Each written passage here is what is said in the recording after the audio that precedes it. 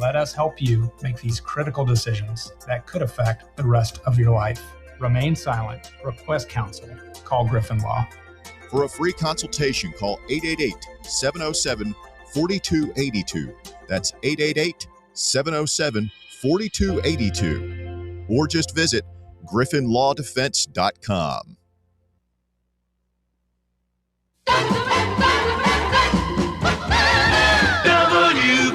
WKGN 1340. Go Vols! You're tuned in to East Tennessee's premier sports radio call-in show. This is The Drive.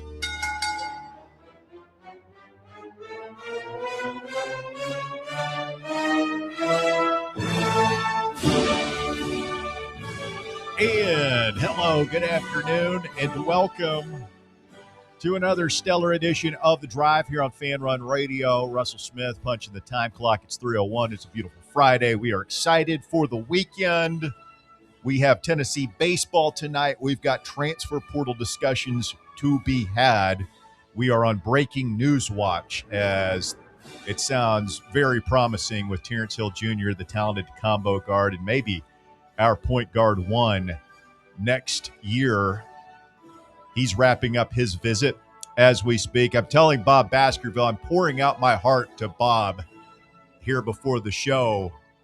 It's very emotional times at Stately Smith Manor. I have an 18-year-old daughter. I don't know how that happened. My precious baby girl is about to graduate high school, and feel a little bit sad, man. It's very sad. It's we are old, dude. It's tough, man. It's tough. A lot of tears being shed at the house right now. We're sending her out. She is driving out of town to a school-related function in the mid-state today. It's the first time she's driven out of town. So naturally, I'm a very concerned parent about this. And I was telling Bob, last night, I get a phone call from my daughter. She wants me to walk her through how to purchase gasoline. And come again? Not exactly filling me with a lot of confidence. How long's right this now? girl been driving? Long enough. I mean, I started them early. Like I'm cool, Dad. Yeah, like I think that like I remember my grandmother, my dad's mom took me out driving when I was like 11 or 12. I got to drive her Cadillac around a cemetery in Lancaster, South Carolina. It's how I learned to drive. I thought it was helpful to me. And so I tried. I think if you just wait until they're 16 and like turn them loose, like the more practice you get, the better you're going to be at something. Anyway, I get a call, Father. This is late at night. Like she should be home. It's like 10:30. And she says, I'm trying to buy gas. What do I do? I mean, what do you mean? What do you do? Yeah, I'm like, what do you mean? I'm like, Joe, you put the thing, you put the pump in and you squeeze the handle. It's not rocket surgery. You push a couple of buttons. Yeah. Slide your card in and out. Yeah. In this day and age, take out a loan. Am I right? Yeah, it was pretty bad. That too. But I paid. You don't even have to have your card anymore. If you've got, like, I always pay with my iPhone. I just tap it. High tech bear. Yeah. Cutting over edge, here, buddy. But so I have to walk her through, like you have to select the fuel grid. Because in my mind, I'm like, oh my God, she's going to put diesel in the car. We've all seen that horror story. And so I walk her through, and I'm telling you, like, my daughter's a smart kid. Yeah, she is. She's also, not to be a completely sexist pig up here, but she's also a daughter. I don't mean that as a sexist comment. She's never bought gas. I'm like, have you never done this before? She's like, yeah, but Mom's always there. And so anyway, I walk her through. And finally, she's got the right fuel grade selected. She's paid for it. And then she says, oh my God, I really messed up. The wrong side of the car is facing the thing. Did you tell her about the thing on the dashboard? And so she has side of the car. So she has to go. There's a thing on the dashboard that says what side of the car it's on. Oh, on your gas gauge. It's a little almost. Yeah, I know your car had Toyota's got them. I didn't know that. If you look at the little gasoline triangle. icon, I like just- the little gas pump icon, Yeah. there's an arrow on either side of Really? it, and that Points. points to what side the gas Huh. goes in. I didn't even know that. I just do this thing that, you know, You remember where your gas I cap just is? look at it. I just look at the that car. helps. Like, oh, it's on that side. So anyway, she has to like turn the car around, and then we have to go through the whole thing again. I'm like, oh my God, What kiddo. do you mean? She You- couldn't you're- retain that knowledge? Well, it's a whole thing. So anyway, I'm a little bit on edge this afternoon. I've got parental worries going through my mind, and I've got existential crises to deal with here as we go to the Fan Run breaking news desk off the top of the show this afternoon. Oh my goodness. Oh, A ramp connecting Interstate 40 east to downtown Knoxville is finally back open after being closed for nearly an hour earlier today after a truck carrying bees crashed. Were they able to save the entire colony? Well, they they're escaped. gone. Over 1 million bees escaped in downtown Knoxville earlier today. That's scary.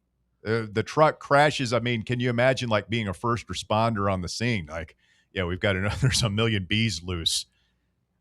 Like, All they'd units swarm. respond. Like, They don't immediately. I wouldn't imagine they just immediately scatter all over town. I don't know. Hang around That the queen, happens. I would think, wouldn't they? The bees were still swarming after the ramp was reopened, according to Tennessee Department of Transportation spokesperson Mark Nagy, who posted on X at 11:17 a.m. In a follow-up post, Nagy said the truck had been driven by beekeepers and was carrying approximately 1 million bees. So they got most of the bees back. He said So all of the start bees that. had been removed from the area. I don't know how you go about that, but transportation officials had been asking people to avoid the area near Henley Street. Was Right. Nagy in a Downtown Knox. Yeah, I'm picturing Nagy in his beekeeping Beekeeper? suit, like down there with a smoke net, can? a can of Raid and a net walking around. That smoke they carry around? Where do they all go? I bet they don't go far. That's my worry. Like can you retrieve them? Is it a Yeah, thing where you 'cause, find I the queen mean- bee and they all follow? Yeah. Or Yeah, You I can think do so. that. Yeah. You can do that. Good luck finding that thing in downtown Knoxville. yeah, bees are weird. They're pretty cool. Well, hopefully all that. I mean, hopefully nobody got stung. A bad start to your weekend. I'd rather take a bee sting than like a yellow jacket or a hornet. What's the Anything like that. difference? Hornet's just bigger stinger. I don't know, I always felt like hornets and More aggressive. more aggressive, and it hurts more. And then Yeah. yellow jackets, they don't stop. And not only do they not stop, they put out that scent that tells my all their God. buddies to come on. Yeah. Hey, everybody! While I'm telling stories about my kids, I remember when my son. This is at the old house when he was like 3 or 4. You And cabin we're- in the woods. And we're sitting out on the porch one night, just having a grand old time. And my son waddles up in his little, like he's a small child, and he's holding something. I look at I it, remember the story. and it's a honeycomb. Oh no. And I'm like, before I can even get the words out of my mouth, ah! He's screaming like they're coming out there, stinging him all over. It's just, he comes up like, hold this thing, Dad. Look what I got. Like, oh yeah, you're gonna remember this. Yeah, you're about to learn an important lesson, son. Oh, that's awful. Yeah. God.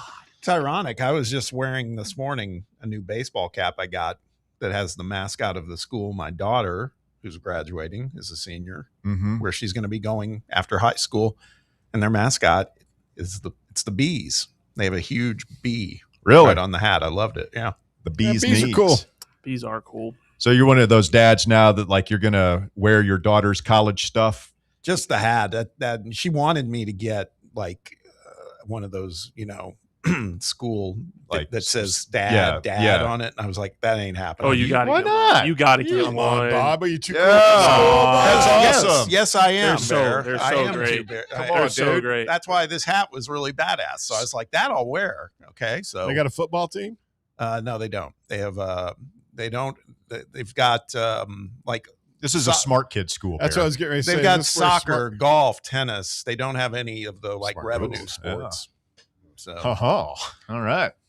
they got a flag football team, which Well, has become a thing. Like you can play competitively in flag football with other schools. It's an Olympic sport. Yeah. It's going to be in the Olympics. Bob and I are taking this journey together, sending our daughters. precious daughters out into the world. It's different if you've got a boy. terrifying.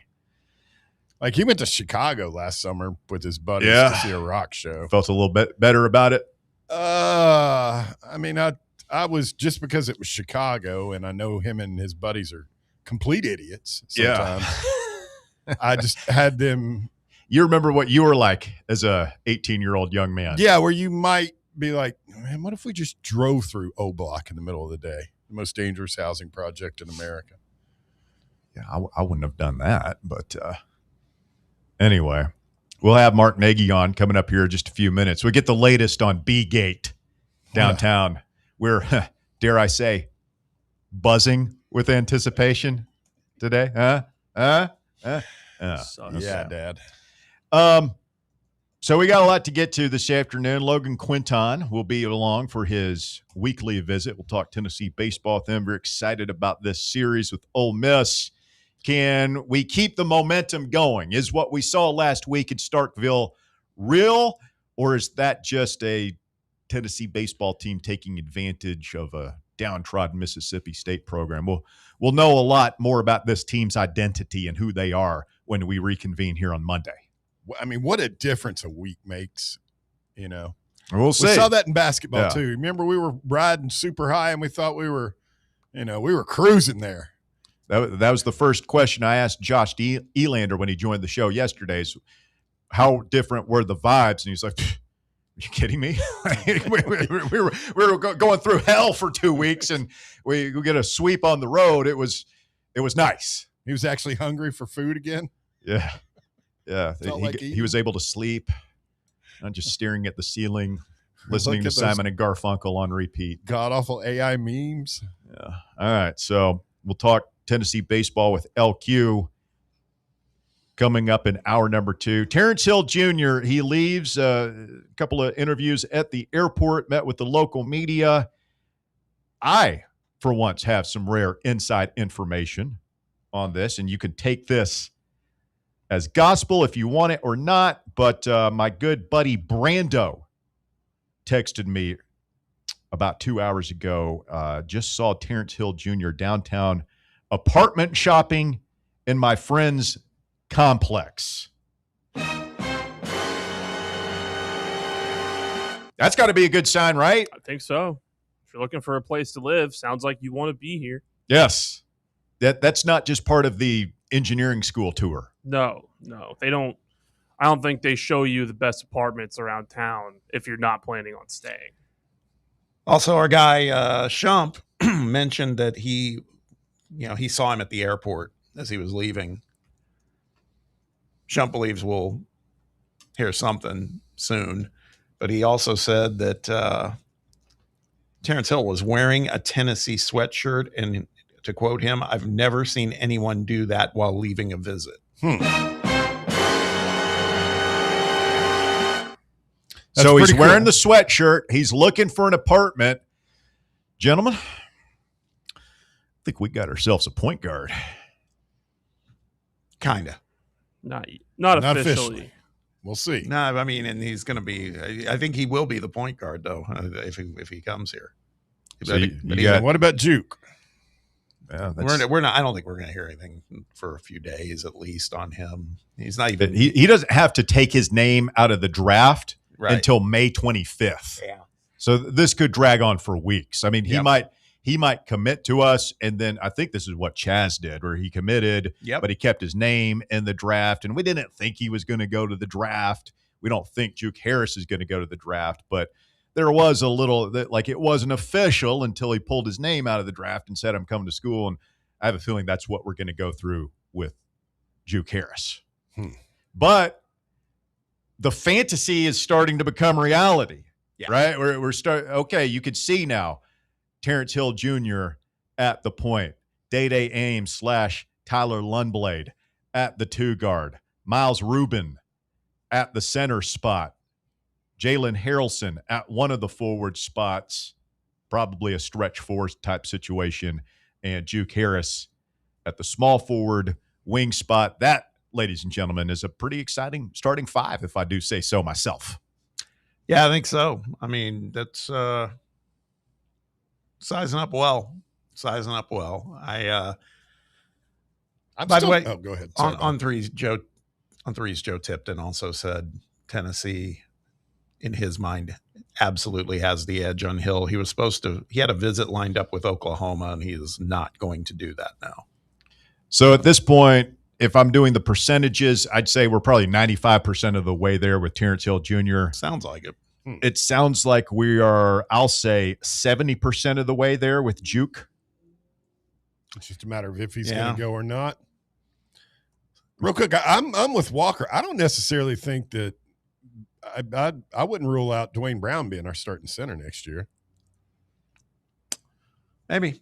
I mean, depending on how much progress he makes during the offseason and over the summer. I mean, even with, we all know he's pretty good, has a soft touch around the rim offensively.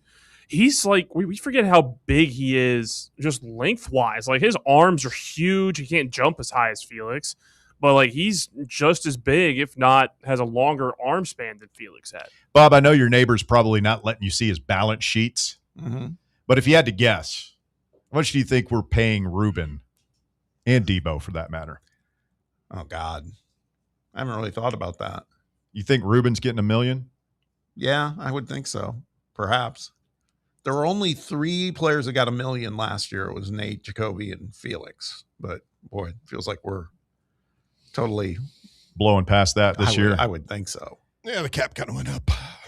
What do you think Debo's getting, like $500,000-$600,000, something like that? That feels right.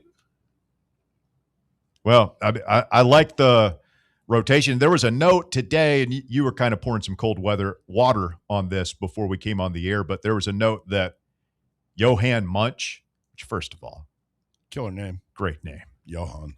Yeah. Johan from Munch. Oregon, I believe. Oregon State. He was a Beaver. That he had a visit scheduled here. That note was going viral, but you said that he's connected to a lot of teams. He's got his list, his consideration set's long. And I'd heard that the visit was not happening, but we'll see. But we kind of do need another big.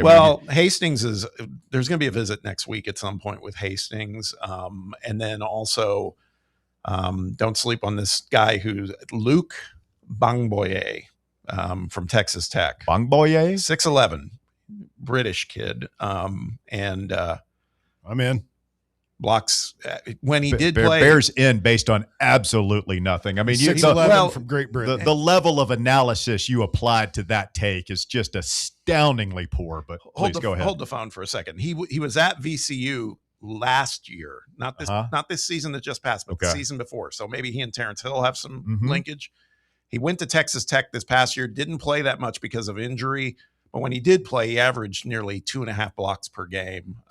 So 6'11", athletic as hell, very, very highly regarded just because of the athleticism. I mean, I like the Hastings kid. He's like 6'8", 220. We need another sturdy tree of a presence, and doesn't have to be 6'10" plus. Yeah, I mean, I think Ruben is clearly going to Walker thinks maybe it's Dwayne Brown. I like those two as guys that can reliably play the 5, but I feel like you need a third option there, even if it's just an insurance option. Yeah, on the roster. I feel like you need to start the season with 4, wouldn't you, Bob? I mean, in case something like we've seen it here now. One guy got hurt, and then you get another guy. But Felix was kind of banged up at times, and you get into foul trouble, and suddenly you don't have any options. It just depends on the level of the 4 you get, because money will become an issue at some point. They've obviously got a big war chest, seeing everybody we got coming in, but some of these numbers getting thrown out are huge. So that's going to get sucked up pretty quickly. So, maybe a Johan Munch, if he did come here, that might be a good one. We'll just have to see. Quick timeout. The drive continues. All right, we're going to get to the bottom of this B situation. Is it safe to go to downtown Knoxville this weekend? Mark Nagy of TDOT joins us next. When we continue, it's Fan Run Radio. Stay with us. The Drive. Take Fan Run Radio with you on the all-new Fan Run app. Just search for Fan Run Radio wherever you download your apps. It's baseball time in Knoxville. Your Knoxville Smokies are back in action and back home next week. Join us for a week packed full of fun with All-You-Can-Eat Wednesday, our Knox Vegas Thirsty Thursday with half-off draft beers. Come dance with the Smokies and fireworks on Saturday, and we're halfway to Halloween on Sunday. Woo! What a week. Reserve your seats now at smokiesbaseball.com. Knoxville Smokies. Citizens National Bank. Experience the thrill of traveling with C&B's exclusive travel program. Customers age 50 and above with a Plus Perks checking account can participate, ensuring a safe and delightful travel adventure. Take a day trip or an overnight trip. Travel domestic or international. C&B is always on the go. Citizens National Bank. Banking never felt so good. Member FDIC. Are you ready for the start of a new season? Maybe looking for your team to go on a tournament run? Get game day ready with Crumble. Head on over to your nearest location and pick up 12 pre-selected cookies plus exclusive toppers. When you're looking for dessert options, there's no question about who you should call on. Our listeners already know. Last year, the Dubai chocolate was a home run, along with the brownie batter. Oreo crumb was another crowd favorite. What new flavor will set the standard this season? If you're in the Knoxville area, there are 3 locations ready to serve you: Clinton Highway, Parkside Drive, and Maryville. Download the Crumble app to build your best lineup and vote on the best combos. You can even put your bid in to request a new flavor. Order in the app and slide on over to your nearest location. Tell them Fan Run sent you, and as always, it's for the fans, by the fans. Don't miss the cookies. Welcome to Axle Logistics, where excellence isn't just a goal, it's an energy. As a leading third-party logistics company, Axle is powered by an award-winning culture built on a work hard, play hard mentality. Here, the drive for success is contagious and hard work never goes unnoticed. Whether you're just starting out or looking to level up, Axle Logistics is the place to launch your career. Join us and take your ambition to the stars. To learn more, visit axlelogistics.com.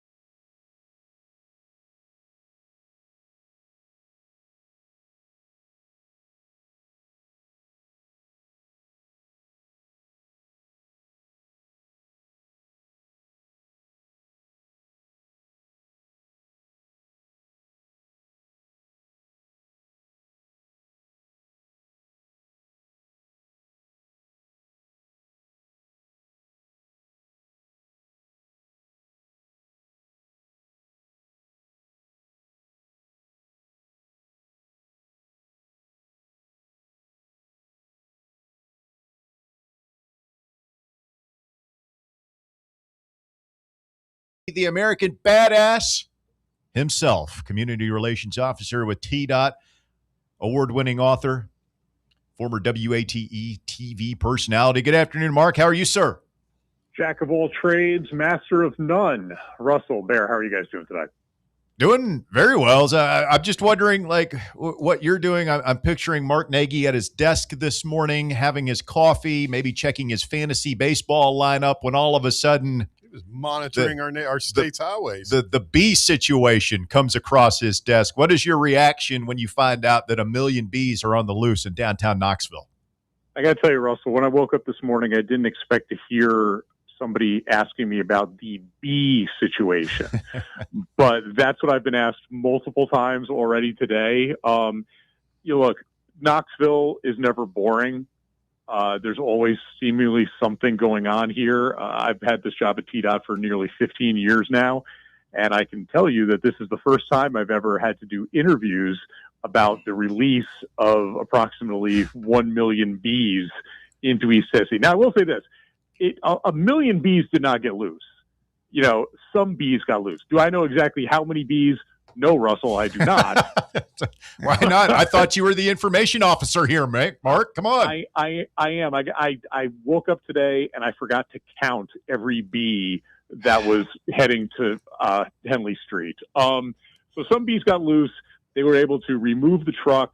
The bees were transported safely away from the area, and our long national nightmare of 1 hour is now over. I thought you were going to say something like you had to do interviews with some of the surviving bees or something really wild. And I was like, okay, what's happened to Mark here? Bear and I were picturing Mark down there in a white beekeeper suit with a net and a can of Raid. No, I read the smoke.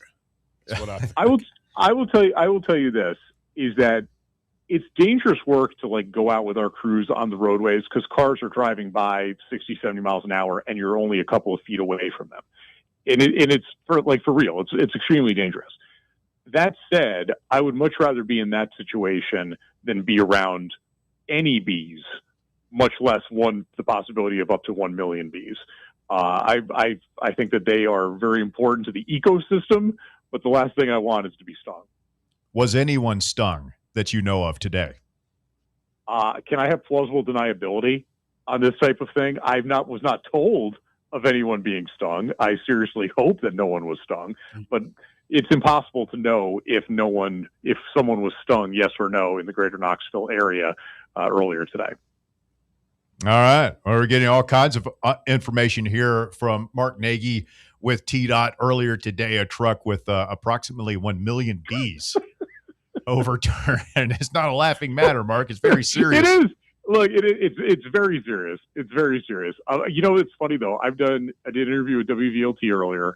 I was contacted by NBC Nightly News, Fox News, and the Associated Press, and a station out of Asheville. So this is something that has some staying power. Now you can say that it's Friday and it's a slow news day. I will take that to be that this is the triumph of the good people of East Tennessee and the workers at the Tennessee Department of Transportation to keep everyone safe. Man. Wasn't this an episode of The Simpsons as well? Did it, Homer? Well, he had the sugar, and the bees came and got his sugar. I was looking for the proper GIFs, whatever they call it. And, of course, I saw that one from The Simpsons. There's a couple of great ones from Arrested Development. Look, this would have been much better, to be frank, had this happened in like early June when it's a really slow news and sports time. Russell, how many times over the years have we talked about like the perfect things to talk about when it's slow? Like Pete Rose, should he be in the Hall of Fame? Yes or no? You could ask that question and you would get the phone lines would light up. Who should Tennessee starting quarterback be? Phone lines would light up. This is the type of story that would have some staying power if we were in those dog days of summer. Well, just think of Rick Barnes. He's working his portal magic right now. He's got this kid from VCU, Terrence Hill Jr., on campus, wrapping up a great visit. We're looking for apartments. He's got the orange sweater on at the airport. You're driving to, well, kid, what do you think? Great visit. We got a great NIL offer for you here. Got you some cool clothes. Oh, my God, like they're driving through a swarm of bees. I mean, that could have been disastrous. Here, put this mesh mask on your face right now. I got to tell you, what great content that would be for my next book if that actually happened. Because that's something that would have happened during the decade of dysfunction. It really would have. It would not have surprised me at all if they're like Donnie Tyndall wasn't able to coach in a game because he's dealing with a serious bee attack.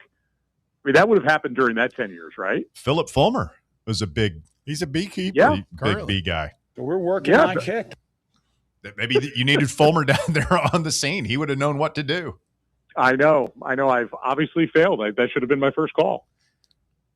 Yeah, I messed up. It was Homer had the pile of sugar that the bees get, and he had the famous line, "First you get the sugar, then you get the power, then you get the women." You also had from the great bee situation from Tommy Boy, when they jump out of the car and they say your firearms are ineffective against the bees. Yes. Yep. You can't shoot a bee. Well, you probably could, but I don't think those knuckleheads could. Bob Baskerville is dying to change the subject right now. Bob, the portal is raging. Rick Barnes is doing his best work right now. What would you like to ask Mark Nagy about college basketball as we sit here this afternoon in 2026? Well, yeah, what I was going to ask Mark was when he mentioned decade of dysfunction, it feels like at the moment, vibes wise, that Rick Barnes and the basketball program is trying to chip away at some of that chaos, right? I mean, it feels like we're the hunter right now, and we are could be at the top of the list in terms of portal assets for basketball. I'm just, I know you follow all this stuff. How are you feeling, and how do you feel now versus how you maybe felt a week and a half ago when we had so many guys on the former roster bouncing to go into the portal themselves? Well, Bob, it's funny because you hear the stories of woe. This player's leaving and this player's leaving, and you're thinking, oh, we're not going to be able to form a team. And then a couple of days later, you then look at your roster and you've completely rebuilt it. I mean, that's a testimony to Rick Barnes and the fact that he's been able to adjust to the new normal. I mean, there are coaches that decided, I'm not going to deal with this anymore. Football, basketball, across the board, all these sports. And Rick Barnes has embraced it. And they have found a way to, at least on paper, Tennessee should be very competitive again. We'll see when the season starts, but I think that it's a much better feeling among Tennessee fans to look there and say, okay, this guy is a good three-point shooter. This guy averaged 16, 17 points a game. The roster isn't going to look too bad. So, it's the reality of collegiate athletics now is that, especially in basketball with a short roster, that you may end up, your team may look almost completely different from one year to the next. And, Rick Barnes so far seems like he's doing a pretty good job. I do always get a kick out of how they say, okay, the portal has officially opened, and within 10 seconds, you're like, okay, this player's found a new home. It's like, wait a minute, how did this happen? Oh, yeah. That's one of the rumors. NFL free agency. Hey, that's one of the rumors about JP Estrella that I've been hearing, and from a legitimate source, is that he in Michigan, that was almost in the home stretch before Tennessee was playing Michigan in the Elite Eight. Jeez. So the game against Michigan was a kind of recruiting visit for I guess, and chance to see what it's like to play. And surprisingly, Michigan still held their offer for him because, if you recall, JP did not quite deliver the goods in that one at all. They probably thought they can improve him. Yeah. That's the new reality of collegiate athletics, right? Yeah. That kind of thing can even be talked about. Well, for traditionalists like me, it is what it is. I don't like it, but it's not like you're going to be able to put the toothpaste back in the tube. This all comes down eventually, or back to the fact that the NCAA handled things so poorly for decades that now we're in a situation like this. Yeah, it's fun for us to discuss this basketball program here in Knoxville, but it's really not a program anymore. It's just you're going to have teams, and football is the same way, baseball is the same way.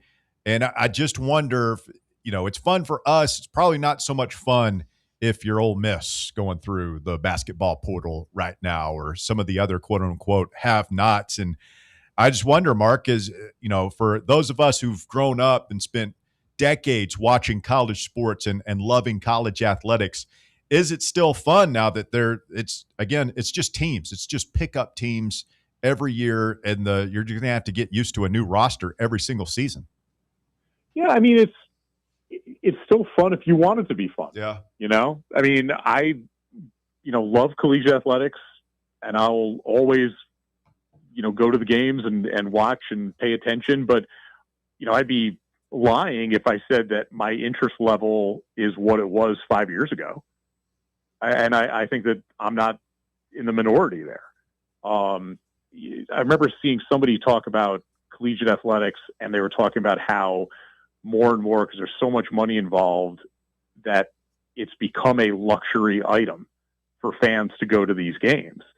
And so this is the next iteration, is that now players are making $1 million, $2 million, $3 million, just absurd numbers, even well above that. So it's just a different experience. You have to decide if this is where you want your attention to go, your dollars to go, your emotional well-being to go, because you felt more attached to the players when they were there for 2-3 years, and now you're just not going to have that going forward. Staying on that note, Mark, I want to get your take on this, because the whole concept of, how much your discretionary income is going to go to supporting your team because the prices continue to rise, et cetera. And there's a lot of Lady Vols fans in this market, obviously. And that is a program feels like it's at a bit of a crossroads right now. You used to cover them, what was your takeaway on all this? And how do you feel about the road forward too? We know Kim Caldwell's getting a lot of recruits, but they're all kind of mid-major level athletes, and I just don't know how that's going to work in the SEC. I guess time will tell, because if somehow this system gets a bounce back in year 3, then you can kind of look at year 2 as an aberration. But it's just one of those things that I don't know. It's like, did they catch lightning in a bottle and kind of sneak up on everybody in her first year?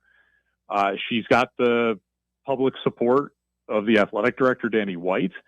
So as long as he's okay, then she's fine.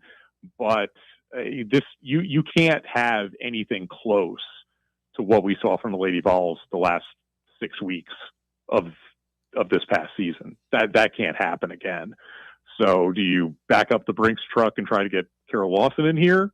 Do you want to do something like that? Because they were saying in the Tennessee Family Summit was there for decades, and then you had Holly for 5-6 years, and this is the first time that they've gone outside the Tennessee family, outside the Summit tree, and it's got mixed results. So we always say every year is a key year, but I think for Kim Caldwell's future in Knoxville, they've got to show improvement from what 25-26 was. Mark, are Tottenham Hotspur going to be relegated this year? I think so. Oh my God! I am a fan of the worst soccer team in the world. They are so bad, and I see no light at the end of the tunnel here. You've had everybody. It's like that Butch Jones year when seemingly the entire roster was injured, and that's why you end up playing that Vandy game in 2016 with 2 defensive tackles total. They're just so bad. They're so injured. They, for whatever reason, never seem to get a key call. They've not had one penalty kick all year in the Premier League, which is incredible.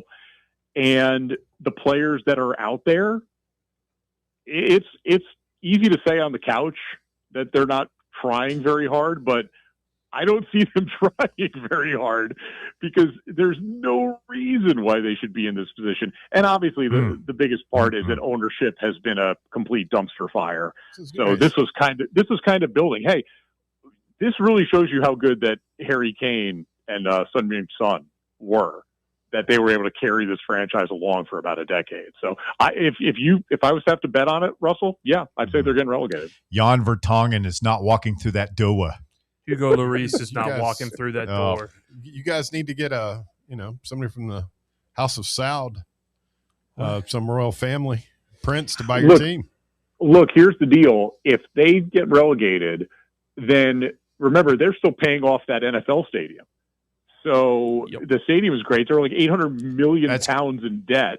So if they are that financially strong, then some sheik could come in and buy them on the cheap, and then just buy every player like Manchester City has done over the years. And then I'll be a complete hypocrite, and I'll say, no, this is great. This is terrific for the sport.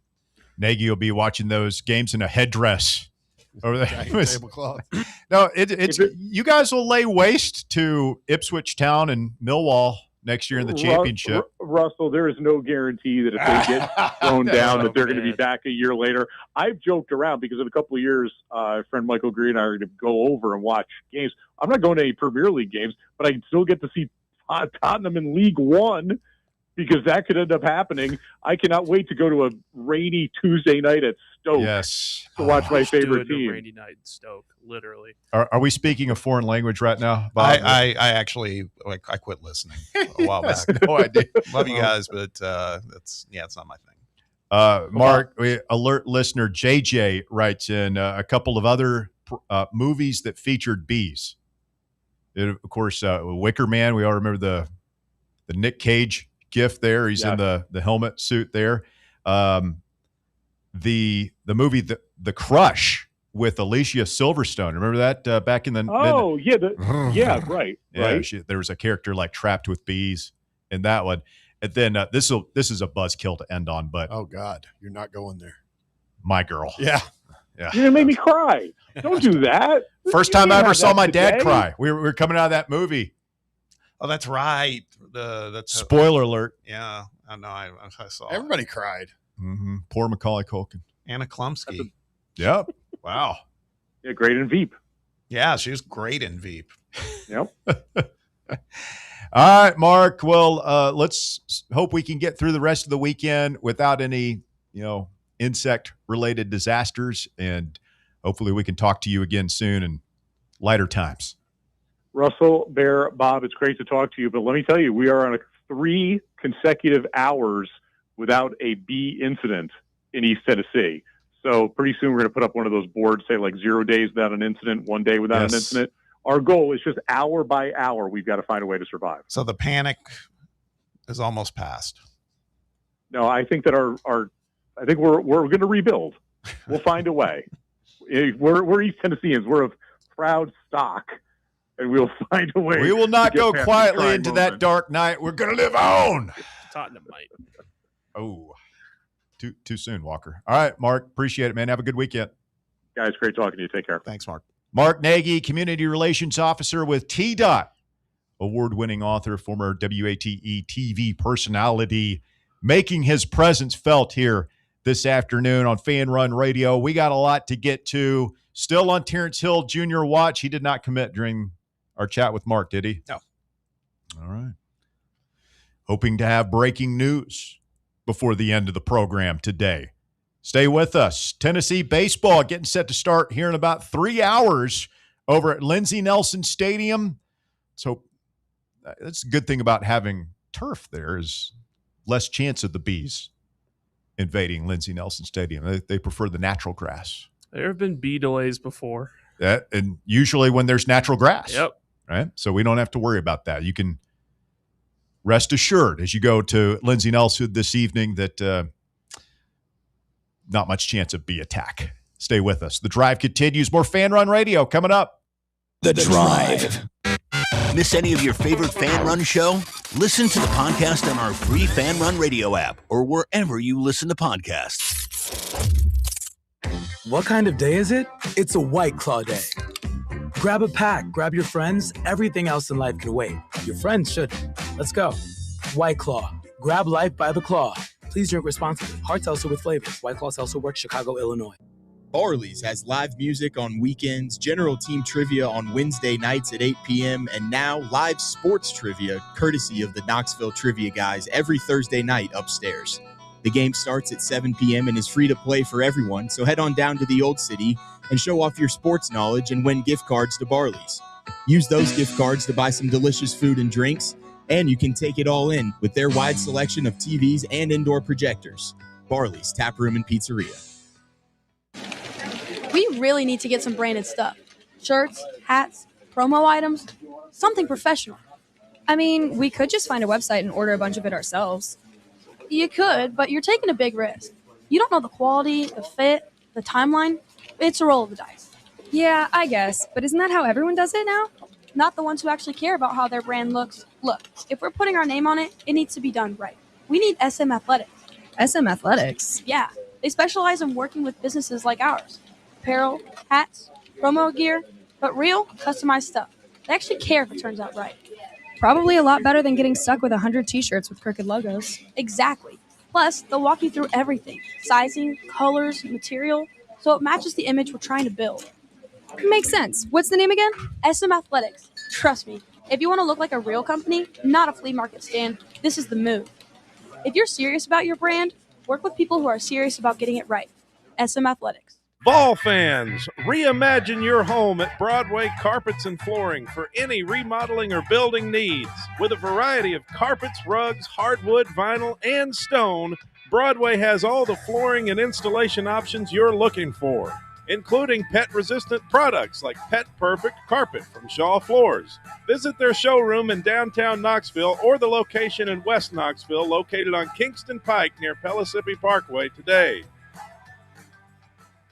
Your smile says it all, so make sure it's saying the right thing.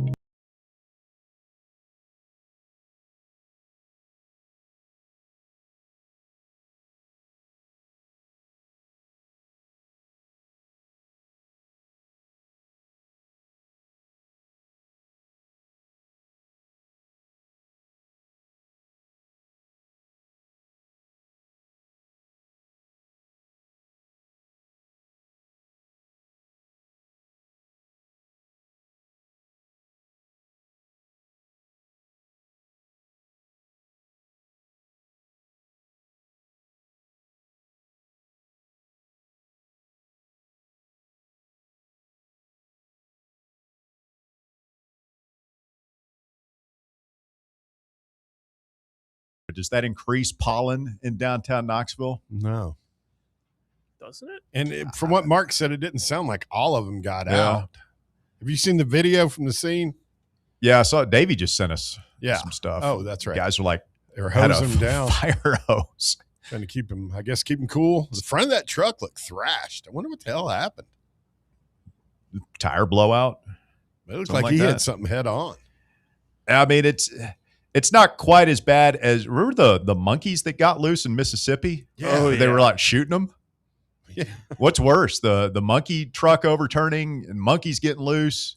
And were they were AIDS monkeys, weren't they? They were not AIDS, COVID monkeys. COVID HIV or something. It was like herpes. herpes monkeys. monkeys.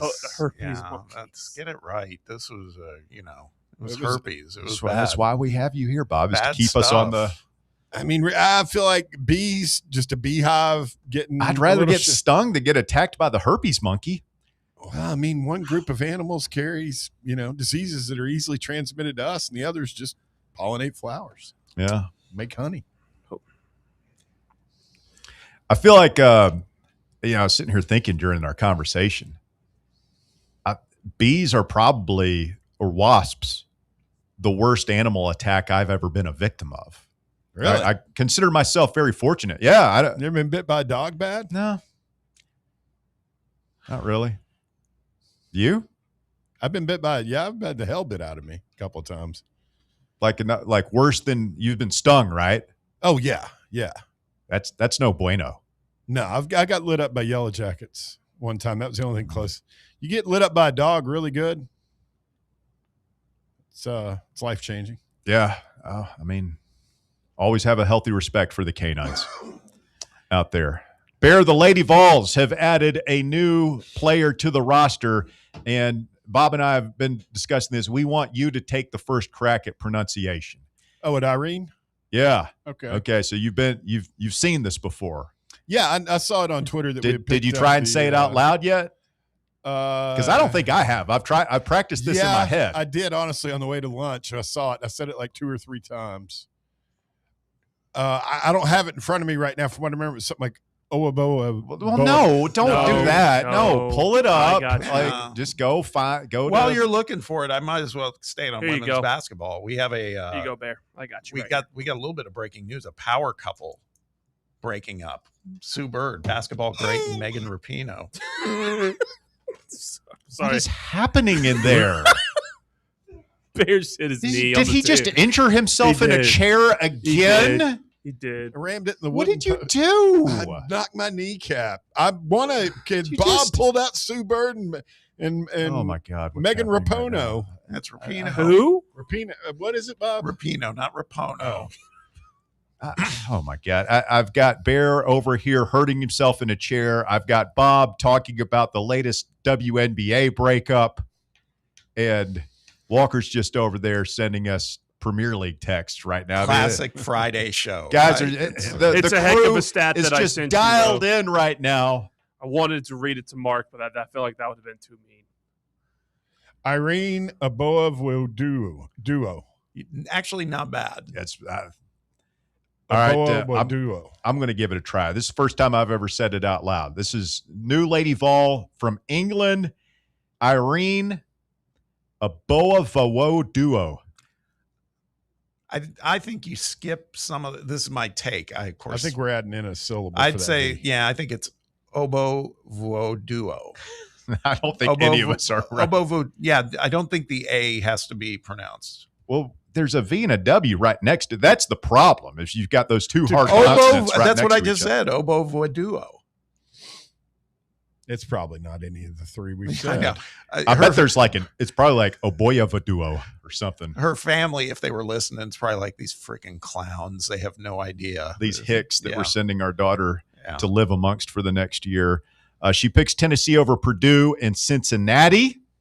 She is from jolly old England, another 5'10" guard. I feel like we've got all the players except for the gal from Stanford are like 5'9" or 5'10" guards. We're going to have a bunch of little rascals out there. Little rascals. Wreaking havoc. She plays pressing and just doing stuff where everybody's like, isn't that cute? Look at that. I'm here for it, man. I like the guards that can shoot. Let us post up our 6'2" center. Yeah, we might not be able to rebound any, Yeah. but maybe that's our strategy is we're just not going to miss any shots. We won't need to rebound. Mm-hmm. You could be right. Defensive rebounds, though, could be difficult. It's critical. So we'll just call her Irene. How about that? We've got a couple that, Big O. Riley Turkoff. I mean, that's a hard one, too. Yeah, the Bear's right. She's the new Big O. Well, she's not big. Yeah, but the little O. Yeah, there you go. The small O from England. The undersized O. One other basketball note here is this hour just comes to a crashing halt. Just a rambling wreck right now. Speaking of Yellow Jackets, Walker will try and get it back on board with the top 4 at 4 coming up. The dream is over. Ethan Berg, the Hasidic sensation, announcing today he is leaving the Vols to return to Israel. Where were you when you found out Ethan Berg was hanging it up with the Big Orange? It's tough. I was kind of hoping he would be. We were kind of needed a guard off. I the wanted bench him that back. could handle the ball. Yeah. Needed him for what? A guard off the bench that could handle the ball. An emergency guy. He did. I mean, he did good in his role down the stretch in the tournament. It was to the point where Michigan, nobody covered themselves in glory, but in the Virginia game and the Miami of Ohio game, it had gotten to the point where I didn't cringe when he came on the floor, and that was kind of the deal for most of the season with him. But by the time Virginia came around, it was like, okay, we're good. I wish him no ill will. He just caused me a lot of anxiety this year. I think Barnes might have just said, hey, man, your country needs you. That's true. Tough times. Did he do that? They've got a 2-year mandatory military service over there, right? Yeah, Did sure he do did. that? Nobody Did gets you out guys of see that? I don't know if we talked about this. Did you see the same thing I sent you? His father is a very famous pop singer in Israel. Yeah. No, I didn't see this. Mm-hmm. He's, what do you call the black Israelis? He's from Chicago, but there's it's a sect of Judaism. I think it might just be called the Black Israelis. Oh, I don't know. You never heard of that? Nope. Jews. Haven't Just heard of Israelis. Israelis. There's lots of different kinds of Jews, different kinds of Muslims, Christians. Yeah, I don't know. I'm not. But anyway, he was one of those guys. He was from Chicago and converted to Judaism, this kind of strain of Judaism. You never heard of those guys? They're in Somalia and stuff. And yes. The diamond trade. And I don't know what all goes on there. Kind of culty. They're out there. They're on the fringes of Judaism. Yeah, it's similar to the group. Mel Gibson belongs to a sect of the Catholic Church. It's kind of out there. So he was one of these, but he was also a really famous pop singer. Yeah, he's on. And there's this. I sent you guys the link. There's this Israel's Got Talent, or not even that. It was it was a big show that he was on, And he came out there, the guy with his little buddy, young Ethan Berg. He's like 3 or 4 years old. Very cute kid. Hey, the legend has it that Ethan Berg had some swag, like down on campus and stuff, nightlife, etc. So, he was like popular with the ladies. Yeah, seriously. I can see that. Girls always go after the exotic, like the foreign guy. Intrigued by him, yes. Yeah. He's got an accent.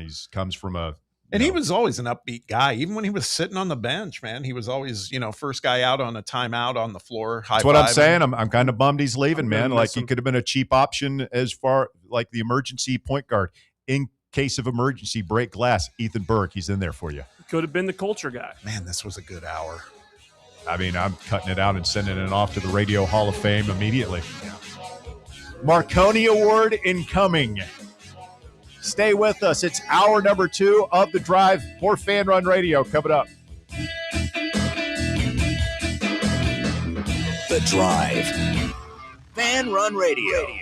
The flagship station for Tennessee fans. This ain't no wishy-washy, limp-wristed, kale-eating, half-ass sports radio station. We're your in-your-face, truth-telling, say it loud, flag-waving, face-painting, hardcore, bring the noise, causing a ruckus, don't give a damn sports station.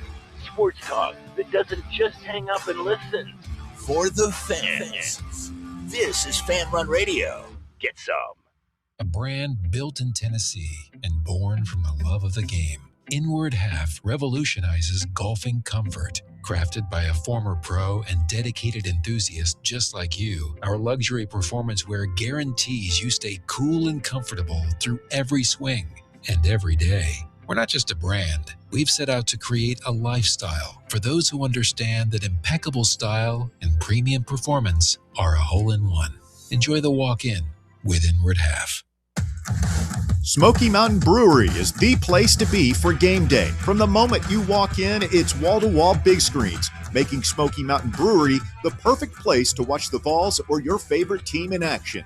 With locations in Turkey Creek, Maryville, Pigeon Forge, and Gatlinburg, you're never far away from a great time at Smoky Mountain Brewery. Try one of their world-famous microbrews like Black Bear Ale, Mountain Light, or Cherokee Ale. Juicy burgers, wings that bring the heat, and delicious handmade pizzas made with hand-tossed crust from the freshest ingredients and their own special sauce from a secret recipe, topped off with hand-grated cheese and farm-fresh toppings. And don't forget, those famous microbrews are also available in kegs for your next party or in 6-packs and growlers to go. So grab your crew and head to Smoky Mountain Brewery and tell them Fan Run Radio sent you. Smoky Mountain Brewery. Eat local, eat good. Hey, Vols fans, Cody Brown here. I grew up right here in Tennessee and know what it means when someone says, I've got your back.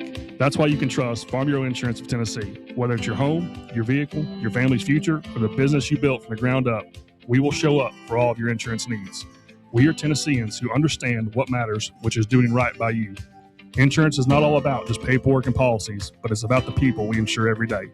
So if you want insurance that hits home, give me a call at 865-992-3871. Go Vols. In sitcoms, when someone has a problem, they just blurt it out and move on. Well, I lost my job and my parakeet is missing. How was your day? But the real world is different. Managing life's challenges can be overwhelming. So, what do? We get support. The Huntsman Mental Health Institute and the Ad Council have mental health resources available for you at loveyourmindtoday.org. That's loveyourmindtoday.org. See how much further you can go when you take care of your mental health. You're listening to FM 105.7 and AM 1340, WKGN Knoxville, and W289CU Knoxville, Fan Run Radio. Your smile is one of the first things people notice, so why not make it unforgettable? At Knoxville Smiles, we believe everyone deserves a smile they're proud to show off, whether it's time for a routine checkup, a professional cleaning, or something more advanced like teeth whitening or veneers. Our expert team is here for you. We use the latest technology to provide the highest quality care in a comfortable, friendly environment. At Knoxville Smiles, we don't just treat teeth, we treat people. Our goal is to make every visit as stress-free and pleasant as possible. So if you've been putting off your next dental visit, Now's the perfect time to take the next step towards a healthier, brighter smile. Give us a call at 865-539-1776 to schedule your appointment. That's 865-539-1776. Or visit us online at knoxvillesmiles.com. Smile brighter with Knoxville Smiles. It's time for the Drive's Top 4 at 4.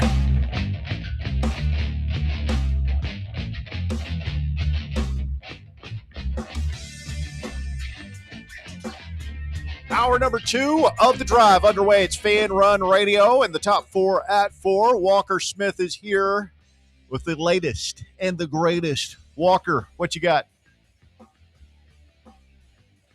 Let's try and Walker, get this train what you got? Let's try and get this train back on track.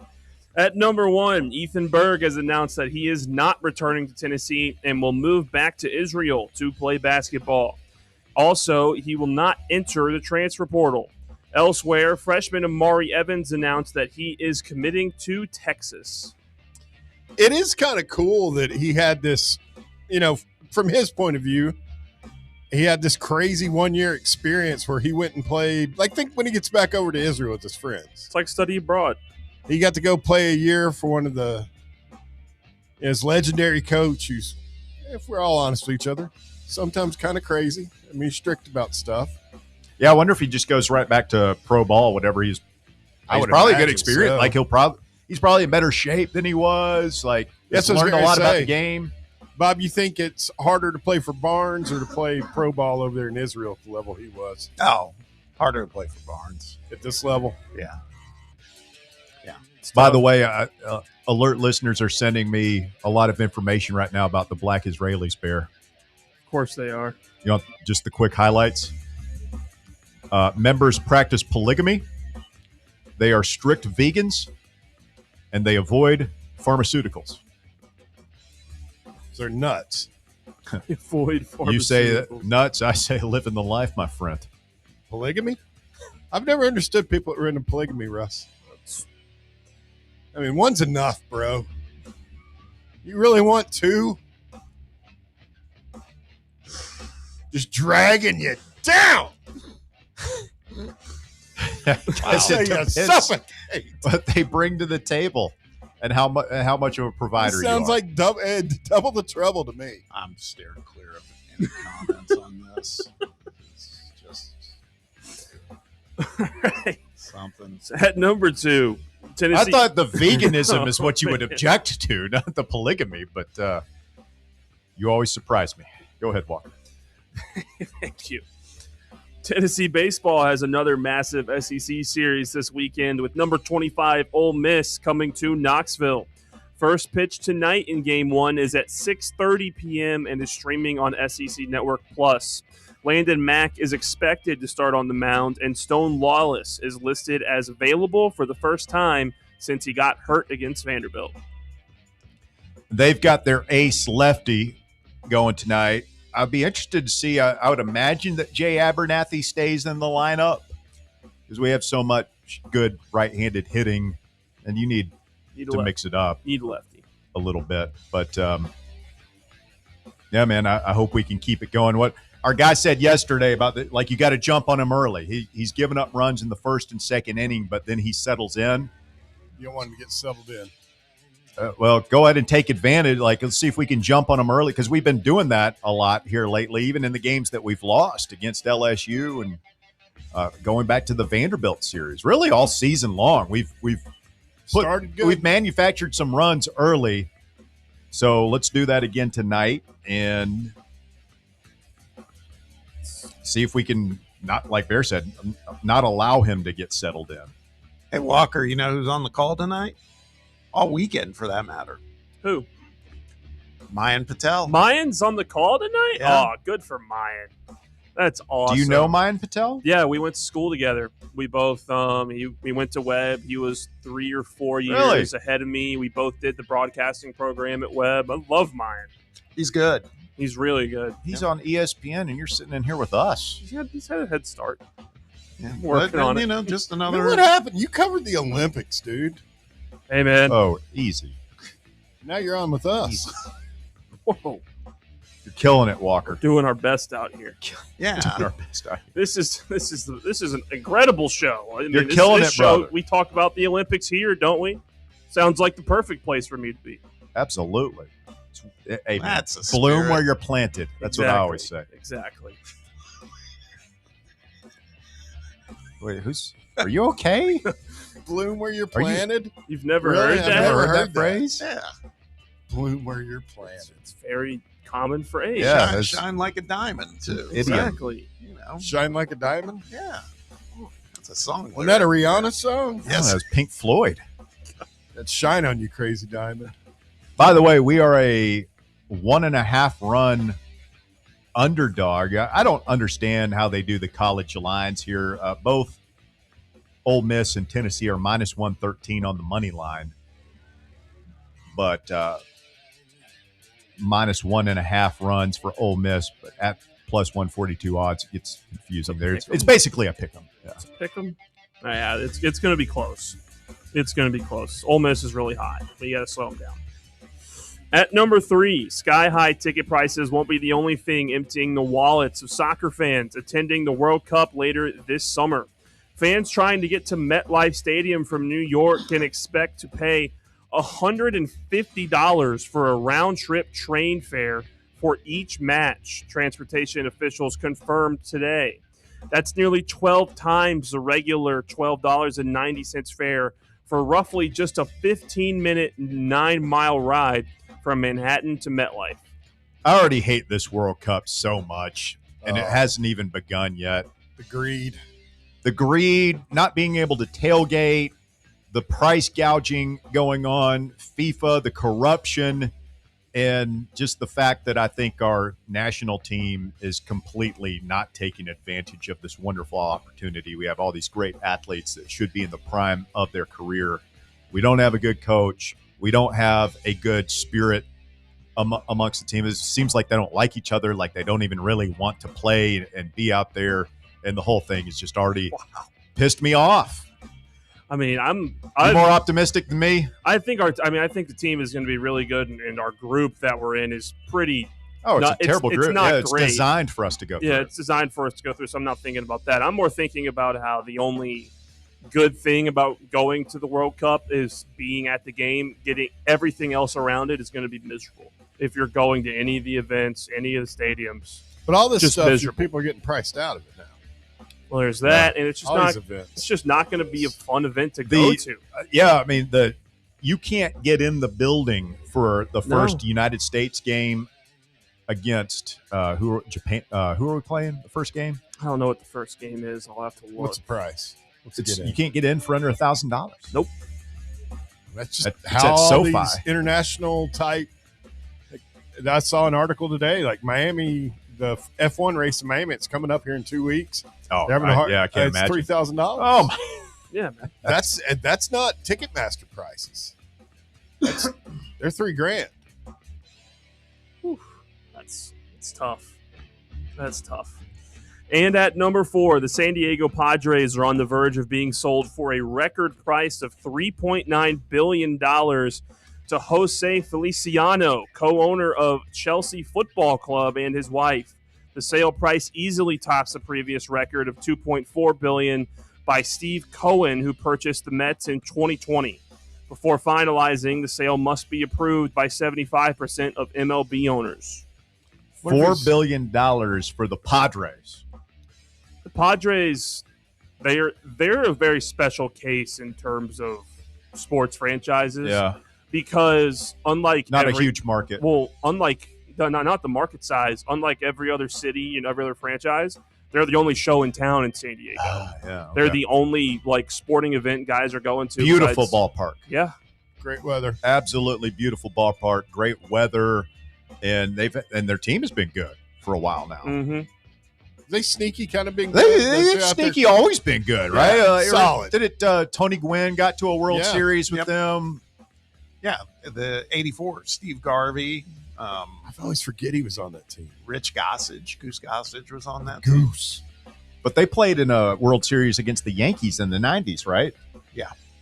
They don't have a World Series though yet, do they? No. They used to be. I mean, way back when, like 70s. They were horrible. They were like they had kind of those like brown pinstripe uniforms going on. It's not a real good. I mean, brown and yellow is not the greatest. That's rough unis. They have two. That's the color of the Speedway spark plugs, my friend. So take it easy. Okay. I believe they have two. But the brown World and gold Series is a little rough, appearances. I will say. They went and played the Yankees in '98, and they played the Tigers in '84. Lost both times. At least they've been there. Bob, you got $4 million. You want to go in on the Padres with me? $4 million. $4 billion. $4 million. $4 billion. I got 5 on it. That's a lot of money. Sure is. I guess the San Diego Padres are a very special case for a sports franchise. No, I mean, what would happen if the Dodgers or the Yankees or the Red Sox or the Cubs hit the open market or the Braves? Boston. I mean, the Celtics just got sold for about $6-ish billion. For those, weren't the Lakers valued at like $10 billion in their last sale? That was like an overtime sale, though, I feel like. But I bet if any of those teams went up, it would be close to 10. I will say San Diego, for my money, might be the most perfect place to live. I mean, it's crowded, but it's like you got the climate like you have in LA, but no smog.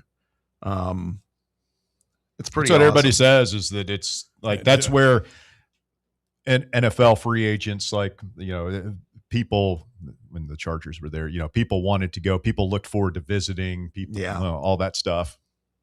Yeah, it's amazing. Thank you, Walker. Top 4 at 4. 865-966-3435 is your phone number to get on the show this afternoon. 966-3435 if you want to call or text the drive this afternoon here on Fan Run Radio. We would love to hear from you. We do have our guy Logan Quinton, the Cookie Man, coming up here in just a few minutes. Logan has been felled by the allergies right now. My wife is dealing with that as well. The allergies are right now. It's rough. It's all the bees, man. Before the bees hit, before the bees hit, it was rough times. I was just sitting there in my bed last night, like at midnight. Like I get real teary, like just start leaking, man. And then I'm like, oh man, do I get in? Like if I rinse off in the shower, I'm almost immediately better. It's just like pollen and dust on me, Oh yeah, it's just for me, not even a shower or just splashing water in your face at the sink. So I told you, you take a bath before you go to bed. Take a shower before you go to bed. That's what healthy people I've been taking 2 a day here lately. That's not healthy. 2 a days. That's not healthy. That's not good for your skin. It's not healthy. What's wrong with that? I mean, it's just it's a springtime thing. It's just allergies, man. Got to do what you got to do. Sit there, so what itchy feels and teary-eyed and all that stuff all night long. It's rough. Where you at confidence-wise for this weekend? It's been a lot better week after we swept Mississippi State, guys. Oh, I thought you were talking about the basketball. No. I would love to win the series, man. Let's just win tonight. That's kind of. I think tonight's really critical. It's critical. I've just zeroed in on a one game at a time, next game up mindset. You're already grinding. Well, it's like Elander said yesterday. It's like, what can we do to get to Appenzeller? Can we get, because at this point, a 1-run lead feels good. He got through 4, and Mac was like I think he was perfect the first time through the order, like 3 innings. I think he was perfect. And then he gave up a hit or 2, maybe. And then he came out for the 5th and just got in trouble quickly. And they went to Appenzeller. I think you'd love to get through 5, ideally, right? Because you feel great about Appenzeller coming in and pitching 4 innings for you. Yeah. And he was able to do 5 last week. But you'd feel a lot better if Mac can give you 5 strong innings at a start here, and you have even a 1-run lead, and you bring Appenzeller in, I feel good about it at that point. Yeah, I think so. It's just whether or not we can get the big enough lead for it. You're right. I mean, it all comes down to hitting them early. Like, if we can't chase their starter out, then it's going to be a low-scoring game, and I feel like I don't know if we're equipped to play a game like that. Let's go to the busy phone lines for the first time this afternoon and talk to Roberto. Good afternoon, Roberto. You're on the drive. It's Fan Run Radio. I detonated him. I'm sorry, Roberto. Hate to see it. Unbelievable. Let's try DR Vol. DR, you're on the drive. Fan Run Radio. Good afternoon, sir. Bear taking a page out of Walker's book, it sounds like. I don't think I've detonated you. Hate to see it. You've only detonated me twice in 9 years. Walker detonates me about every other week. Once was intentional. Yeah. Guys, what channel is the game on tonight? It's streaming, SEC Network Plus. All three streaming. God. No. Well, you don't have ESPN Plus? Well, yeah, I do, but I like to go watch the game, especially on a beautiful Friday afternoon. Go sit at a bar and watch the game on the porch. Well, surely do that. Most bars have I feel like most bars can find that for you now. Am I imagining that? I don't know. No, they I don't can. know. Well, you got to find the right bar. I was thinking about going to Wild Wings. I don't know if you've ever been to Wild Wings at Jackson. It's awful. They do not. It is. Like, the food's good, but they don't, when it comes to, like, Tennessee games and all that, they don't accommodate you very well. They're closer to Memphis and Ole Miss than they are Knoxville, right? Yeah. I'm a big, technology has changed all this. I'm a big sit out on the porch and watch on my phone guy. Yeah. I watch on my iPad. Just chilling outside on the back patio, cold beer, watching on my phone. Sometimes listen to, Big John on the radio. So, guys, Tyler Tanner, the deadline's next Wednesday, and then Juke Harris is into May, basically. It could be sooner for Juke Harris, but, like, the last day you can leave the the NBA draft is one of the last couple days of May. So it could be any time between now and then. Well, we've got, 3 spots to fill or 4 now that Berg is going home?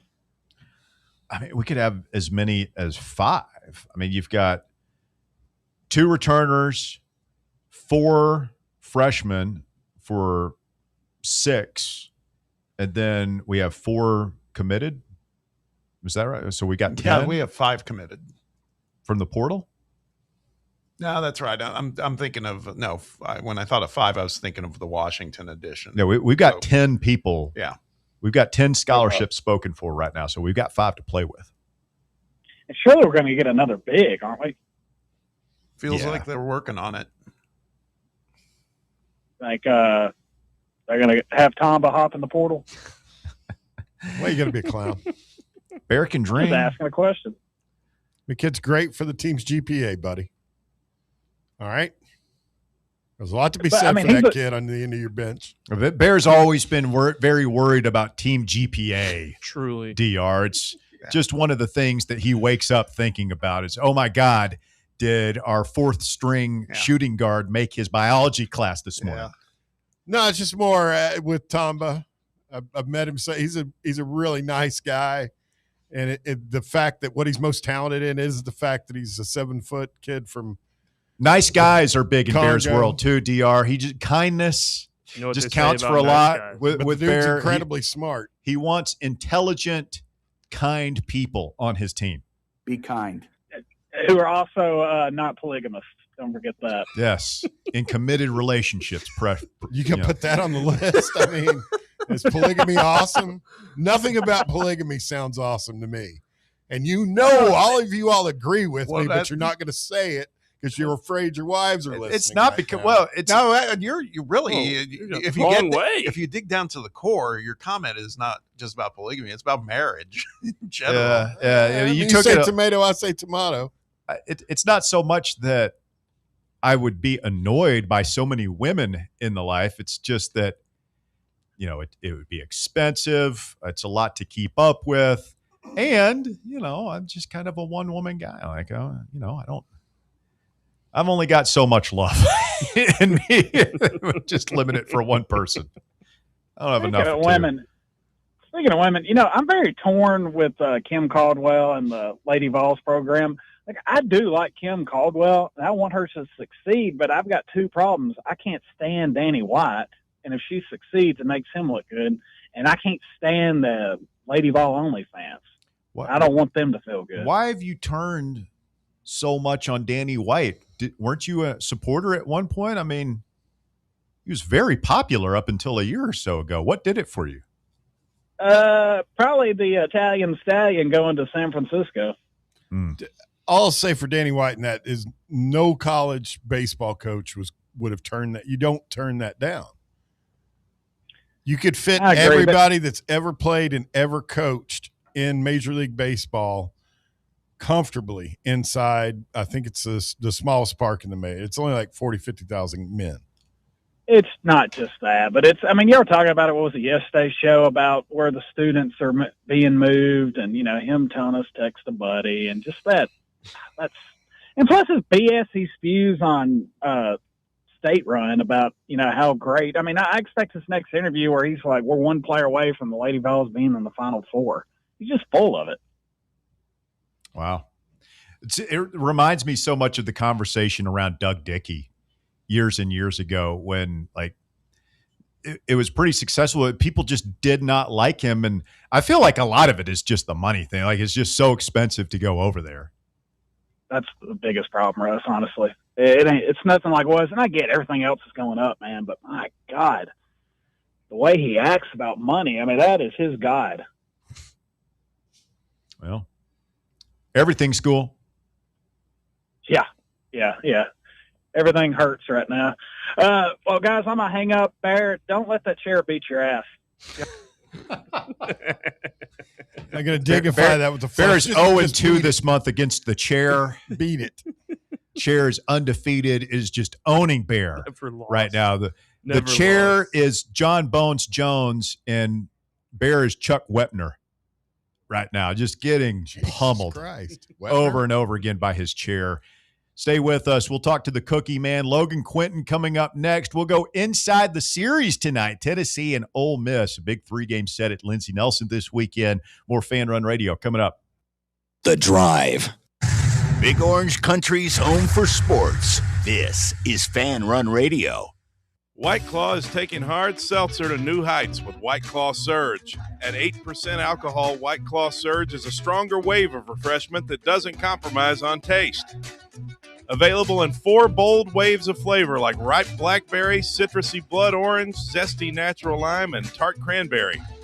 Check out your favorite retailer in-store and online for the White Claw Surge Variety 12-pack and 16-ounce single-serve cans. White Claw Surge. Please drink responsibly. Rickard Ridge Barbecue. It's more than just dinner, it's a destination. Hey, this is Russell Smith, and whenever somebody asks me for a barbecue recommendation, I always tell them to take the quick drive up I-75 and visit Rickard Ridge Barbecue. Rickard Ridge is about a 20-minute drive up I-75 from downtown Knoxville. Just take exit 134 in Caryville, hang a right, and Rickard Ridge is tucked just inside Cove Lake State Park on your left. You can't miss it. Fall off the bone Memphis-style baby back ribs, slow-smoked chicken thighs, fresh, juicy, hand-cut steaks. Rickard Ridge has it all. And this ain't no Yankee chain store fly-by-night operation either. Owner Mark Rickard has spent years honing his smoking skills in Memphis, and his secret recipe and techniques have been driving East Tennessee wild for years. So make time to check him out. Rickard Ridge Barbecue inside Cove Lake State Park and online at rickardridgebbq.com. Blackford Veterinary Surgery Referral specializes in surgeries not regularly performed by your pet's general veterinarian. They're currently accepting referrals from vets all across the country. With their newly renovated state-of-the-art surgery center and highly trained staff, clients can rely on professional and thorough care. If your vet says that your pet needs surgery or rehab, ask for a referral to Blackford Vet and let them get your best friend back on its feet. Located conveniently in West Knoxville. For more information, visit blackfordvetsurgery.com. Running a business, coaching a team, planning your next big event, you need more than just gear. You need SM Athletics and Logo Solutions. Custom uniforms, branded apparel, promotional products, done right, done fast, and built to show off your brand with pride. From local businesses to high schools to major universities, SM Athletics is trusted by winners. Get real service, get real quality, get noticed. SM Athletics and Logo Solutions, where your brand comes to life. Visit smathletics.com and let's build something great together. Welcome to Axel.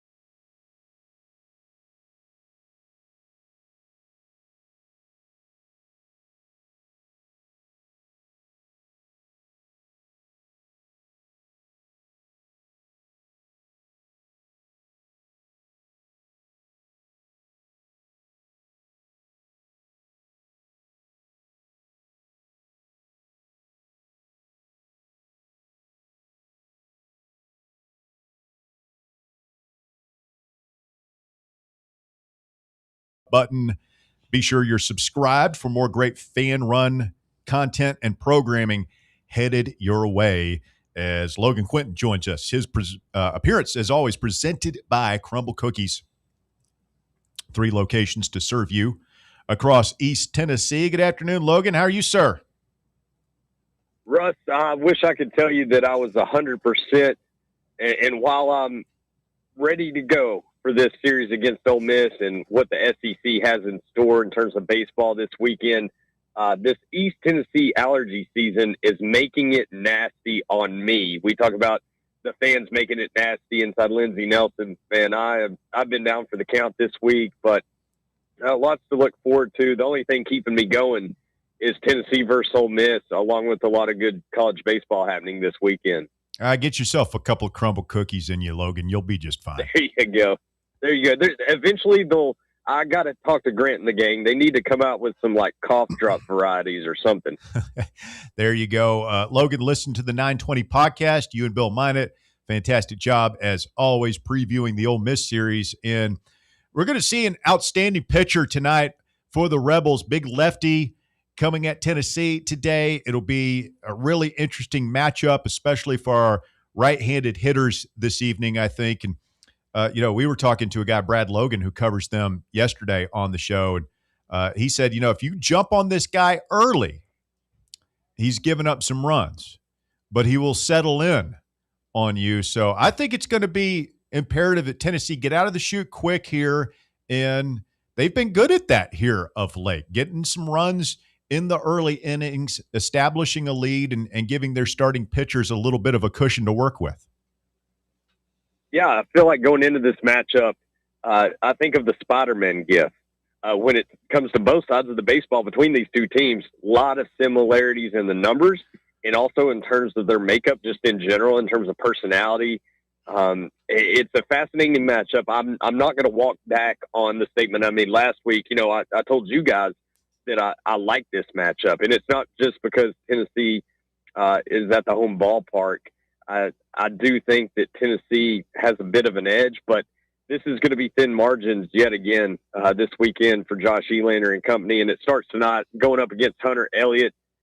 For Vols fans looking at this matchup and not as familiar with Hunter Elliott, he is their Drew Beam. He is a guy that, as Bill Minot said on the podcast this week, he's not going to break anybody's bat. Probably, he's not going to overpower you, but he's a heady pitcher.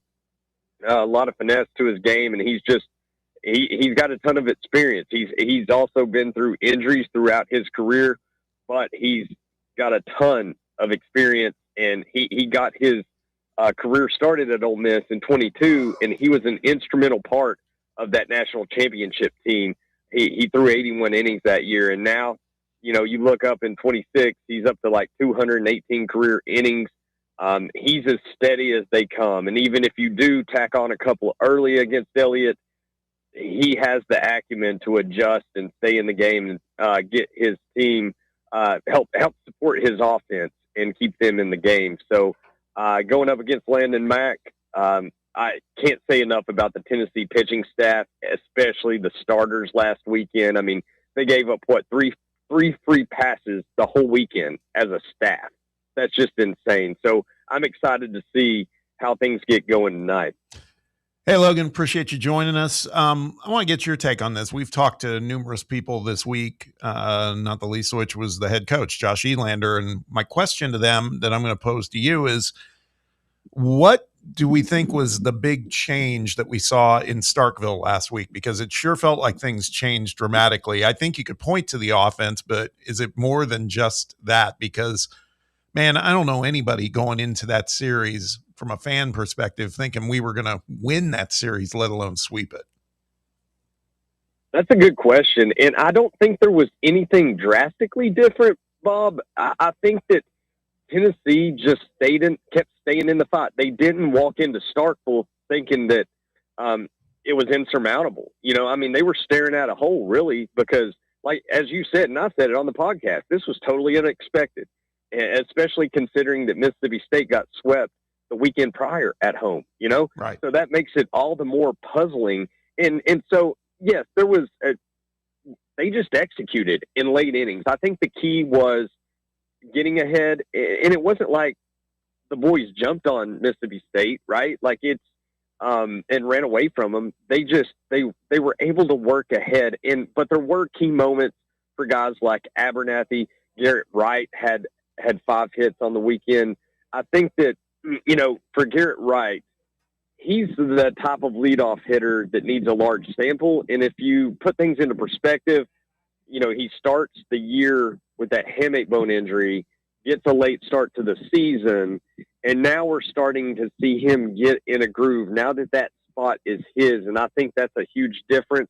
And the longer he goes in that spot, the more comfortable the lineup gets, but also Abernathy too.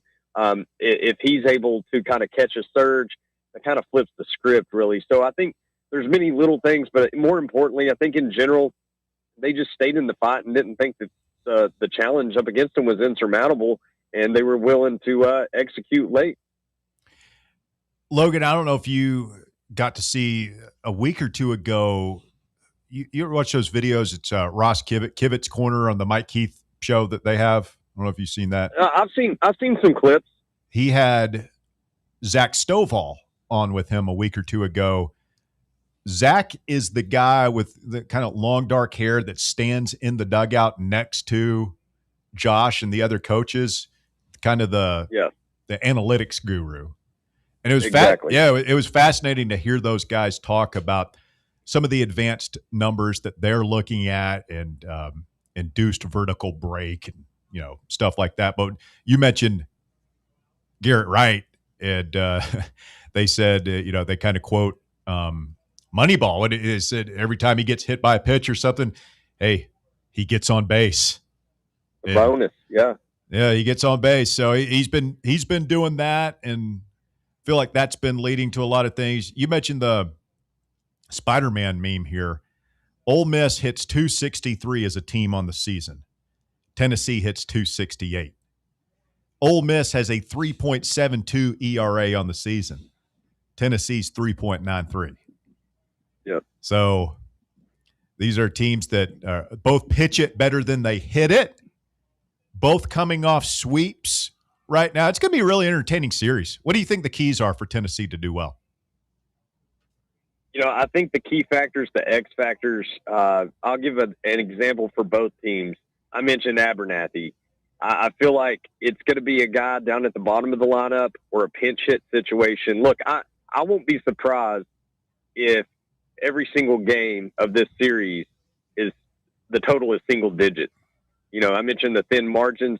So I feel like late innings again, pinch hit situations. Maybe it's a guy in the bottom of the order. I'm kind of circling Jay Abernathy because I want to see if we're familiar with his struggles, but I kind of get a hunch that maybe he caught on to something last weekend that can carry over into this homestand. And then on the other side, Ole Miss. Owen Pino is a guy I'm looking at. This is a guy that has a lot of similarities to Abernathy in terms of how he's used. He can play in different spots.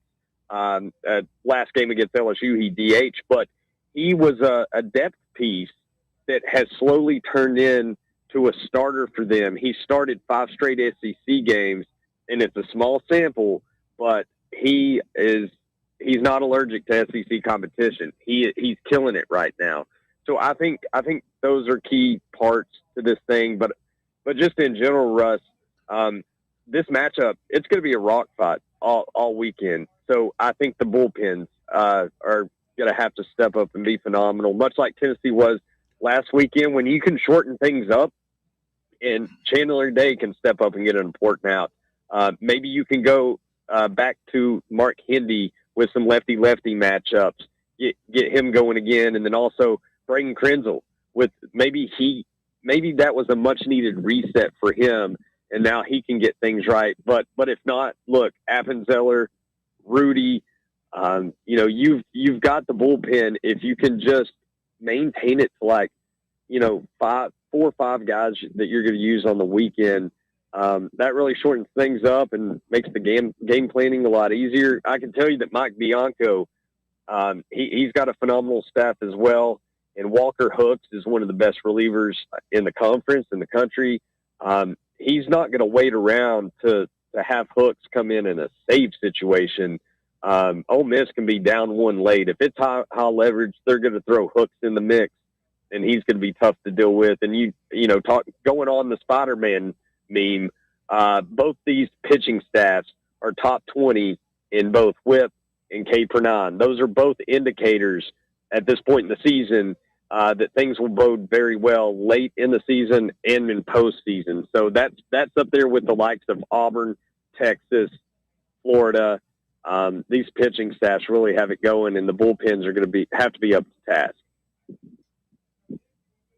Walker, I want to put this in front of you. We obviously talking about this series this weekend. It's a big one, and it doesn't get any easier. Next weekend, it's at home, but you got Alabama, who's, you look at the SEC standings, we're situated right near Alabama and Ole Miss and Kentucky, because Kentucky's the 3rd series down the road in Lexington.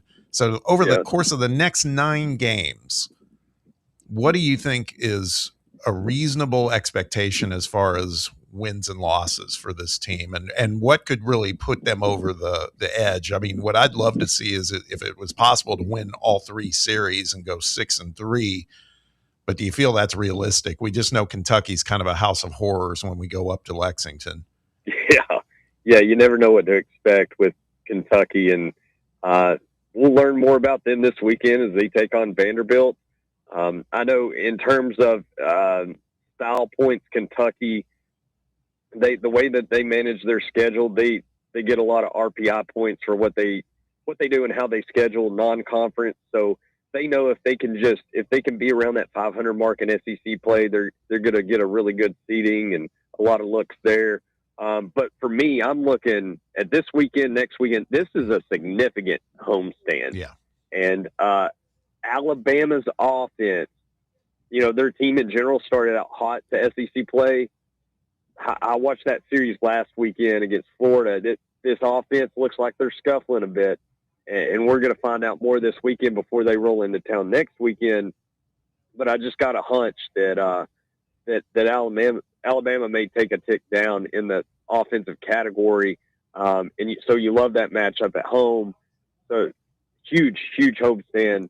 And if you can have winning weekends and just take care of home, you're looking at 4-2, and then rolling into Kentucky. You win one there, 5-4. Hey, that's going to keep you in the middle of the pack. But if you go 6-3, that could really elevate you, because you mentioned the standings, Bob. I mean, this stuff is just changing drastically every weekend. Arkansas, I don't know if you guys saw what they did last night, but Arkansas took care of Georgia, and it looks like Arkansas, along with Tennessee, are starting to climb that ladder and kind of get a little bit of a surge going.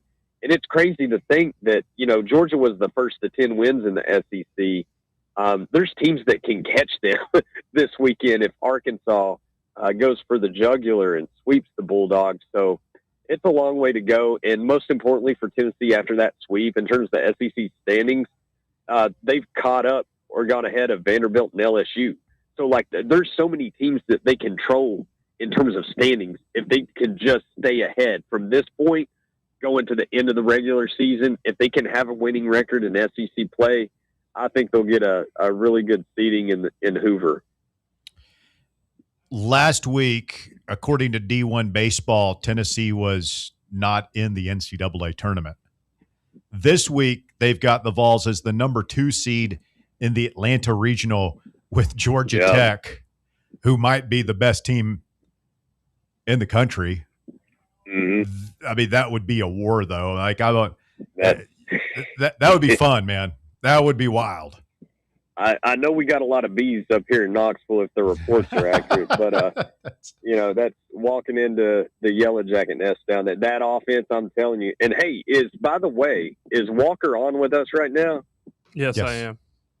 I got a question for you. And I'm actually kind of embarrassed I don't know this. I heard you guys talking about Mayan being on the call tonight. Is he the brother of Mason? Yes, he is the brother of Mason Patel. Really good pitcher for Georgia Tech. Yep. That's him. He was in my class at Webb. I know him really well. Yeah, that guy he was the reliever of the year last year in college baseball, and he's their most important pitcher this year. Obviously teamed up with Dylan Loy, but it's the Yellow Jacket offense that got going. But I thought that was a cool connection there because I actually know some of the family. I've met them from going to so many Braves games, and it's a story for the podcast or off air, but just one of those cool baseball stories that if you're in the game or around the game enough and keep going back to the well, you're going to make all sorts of connections. So, yeah, the Yellow Jackets, man, they got it going on. But you can't – it's so early. It's so early right now that just the fact that you were able to change things in terms of projections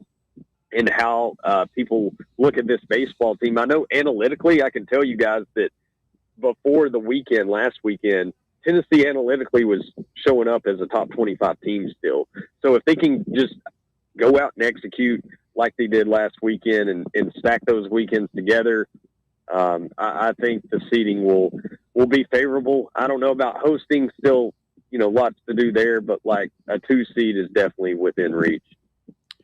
Would love to see the ball fly out of the yard a couple of times this weekend. I know I've said that a bunch of times this year, but particularly at home, it's going to be a warm night at Lindsey Nelson. And that's so much what we've built this program on over the last 5+ years, Logan, is the power numbers. And those have just been way down for Tennessee. So I would love to see that come back a little bit this week. I'm going to test your baseball memory here. We talk about Georgia Tech.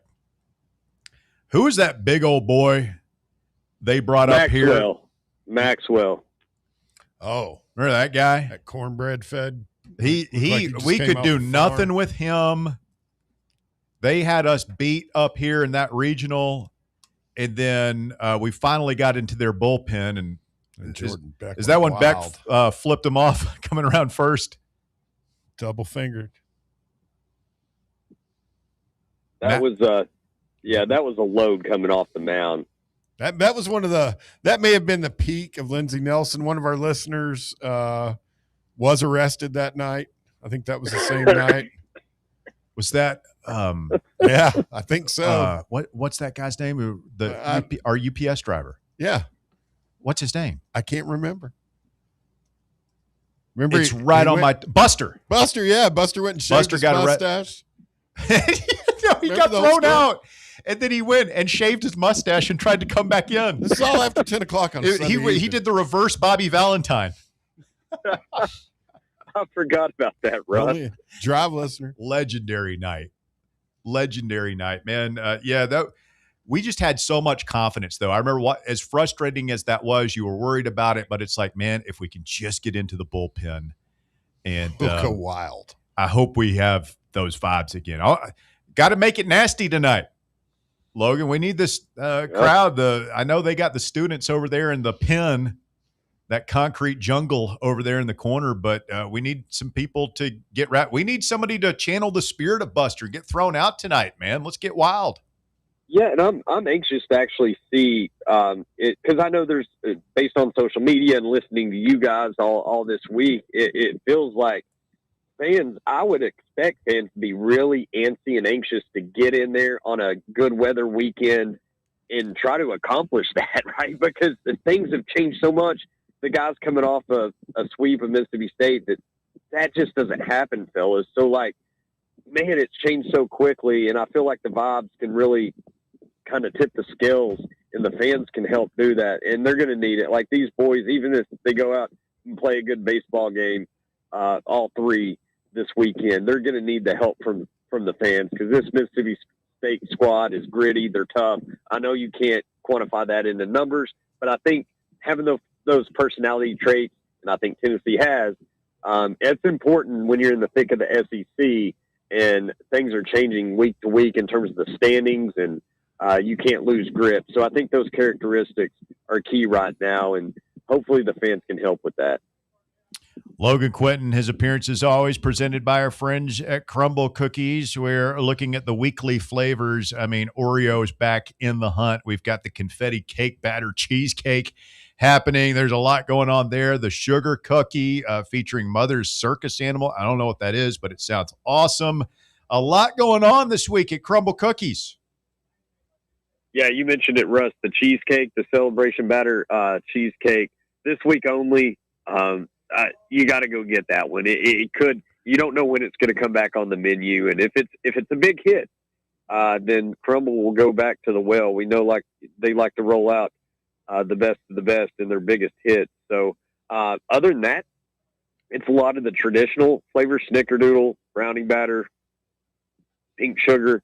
Can't go wrong with any of those. Those are the staples, right? So, but swing big, fellas. Go for that celebration batter cheesecake. That's what I'm going for tomorrow if I don't feel better.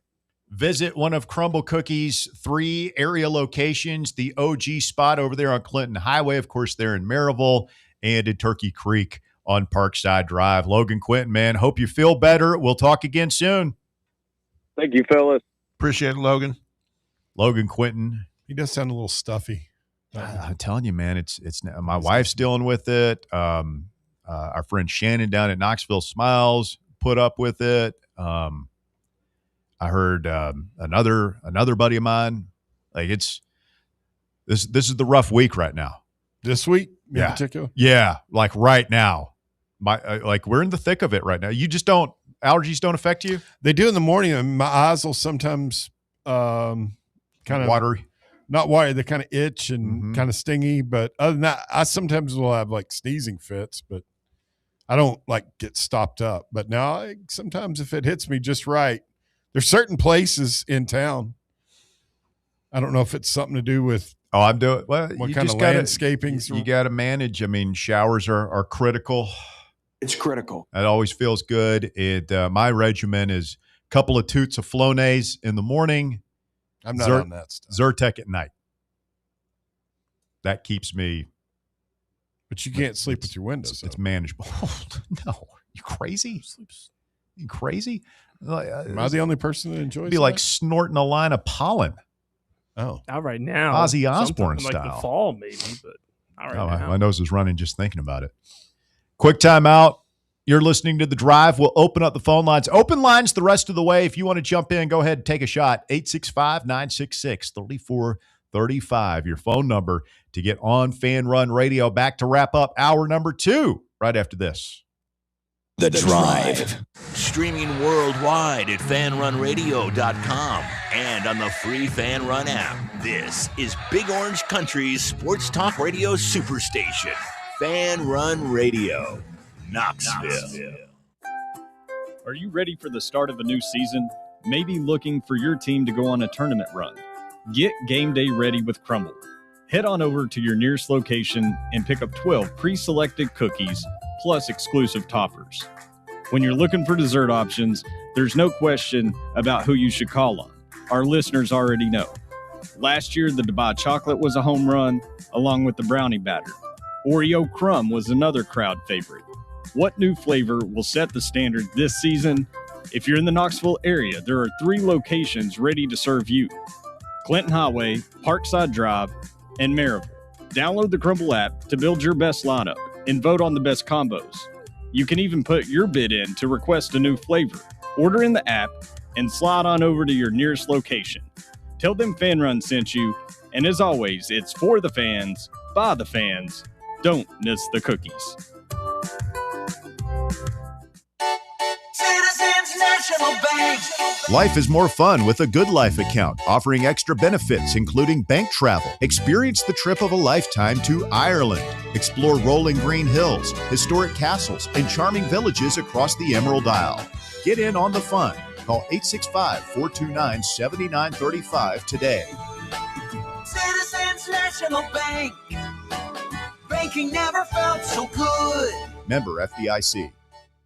Hi, I'm Dr. Jacob Wilco at Knoxville Smiles. Have you ever wanted to improve the look of your smile? We know firsthand what the power of a great smile means to a person's confidence and health. Our team of doctors can provide you with an array of options for helping you achieve your cosmetic goals. From simply moving teeth into a better position, to reversible cosmetic bonding, to full mouth implant-supported dentures. It is our goal to help patients feel good about their appearance while achieving optimal health. Want to learn more? Call us at 865-539-1776 to schedule an evaluation, or visit us online at knoxvillesmiles.com.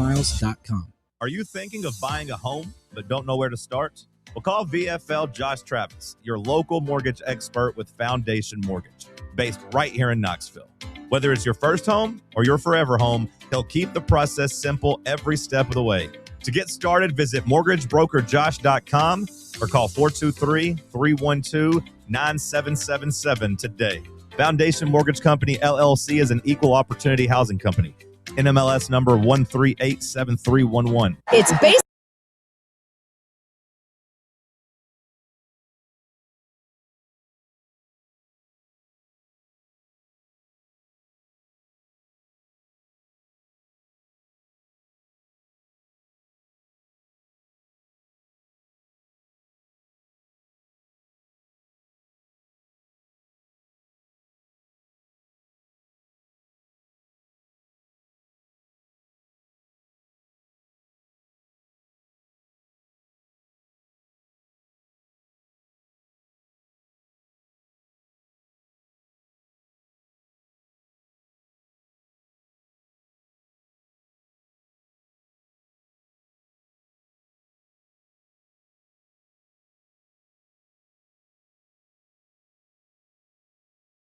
Or exchanging Christmas cards anytime soon.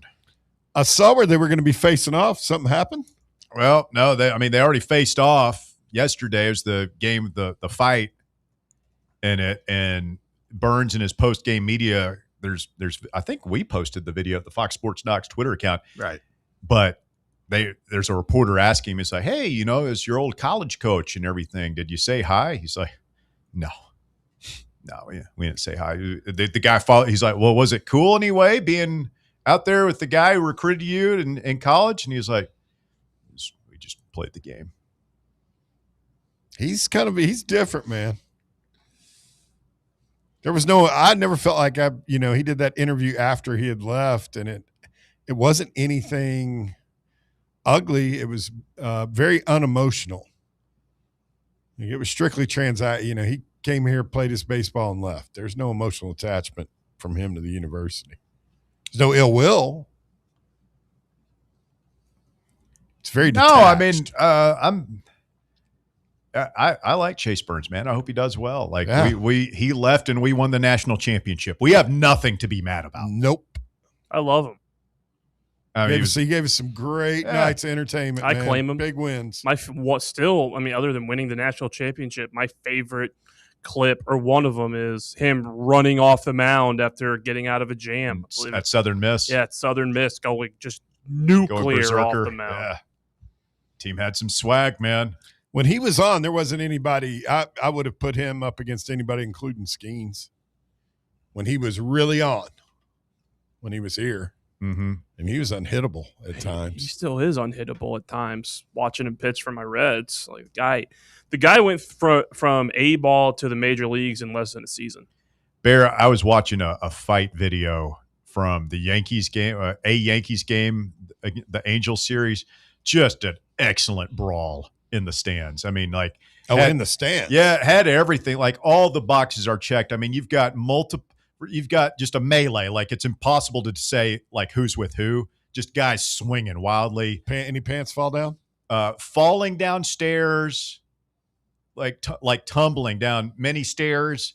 Guys, one guy got like a boot in the face. Guys like holding him down with his foot in the face. In the face. And then I was telling Bob, there's a critical component of any good stadium fight video is that guy in the background yelling, "Get him out of here!" I mean, it would freak me out. I watched the video after you were telling me about it. It's like the way it was cascading down the stairs, and they're and they're in an upper deck, and I don't know. I mean, Yankee Stadium is similar to Neyland in that when you're in the upper deck, like it feels like you are way off the ground up there. Like it goes up. Yeah. Is get him out of here guy related to That's Hoden guy? Is that the same species of guy? And yeah, he's not in the fight, but he's right next to whoever's got the camera. He's got a beer. Get him out of here! Like he's not even saying it. There's no security there. There's like nobody's gonna. Oh yeah, I'll go ahead and escort this gentleman out. That is one of my big fears, though, Bob. Is like when you're up in stadiums like that, is something like falling. That. Yeah, something like that happening, getting caught up in something stupid like that. It takes me. I'm more like that in arenas. Like I was sitting, we were in the upper deck at Thompson Bowling for a game at some point this season. And like, we walked up there and I'm just looking down. Like it took me a minute to just kind of, all right, I'm going to get my equilibrium here before I start eating this giant Petros I had. Fortunately, Bears stadium seats aren't on wheels. Could be a problem. I'm thinking of a word right now, Bob. Baskerville nails the dismount. Hour number 3 of the drive coming up next year on Fan Run Radio.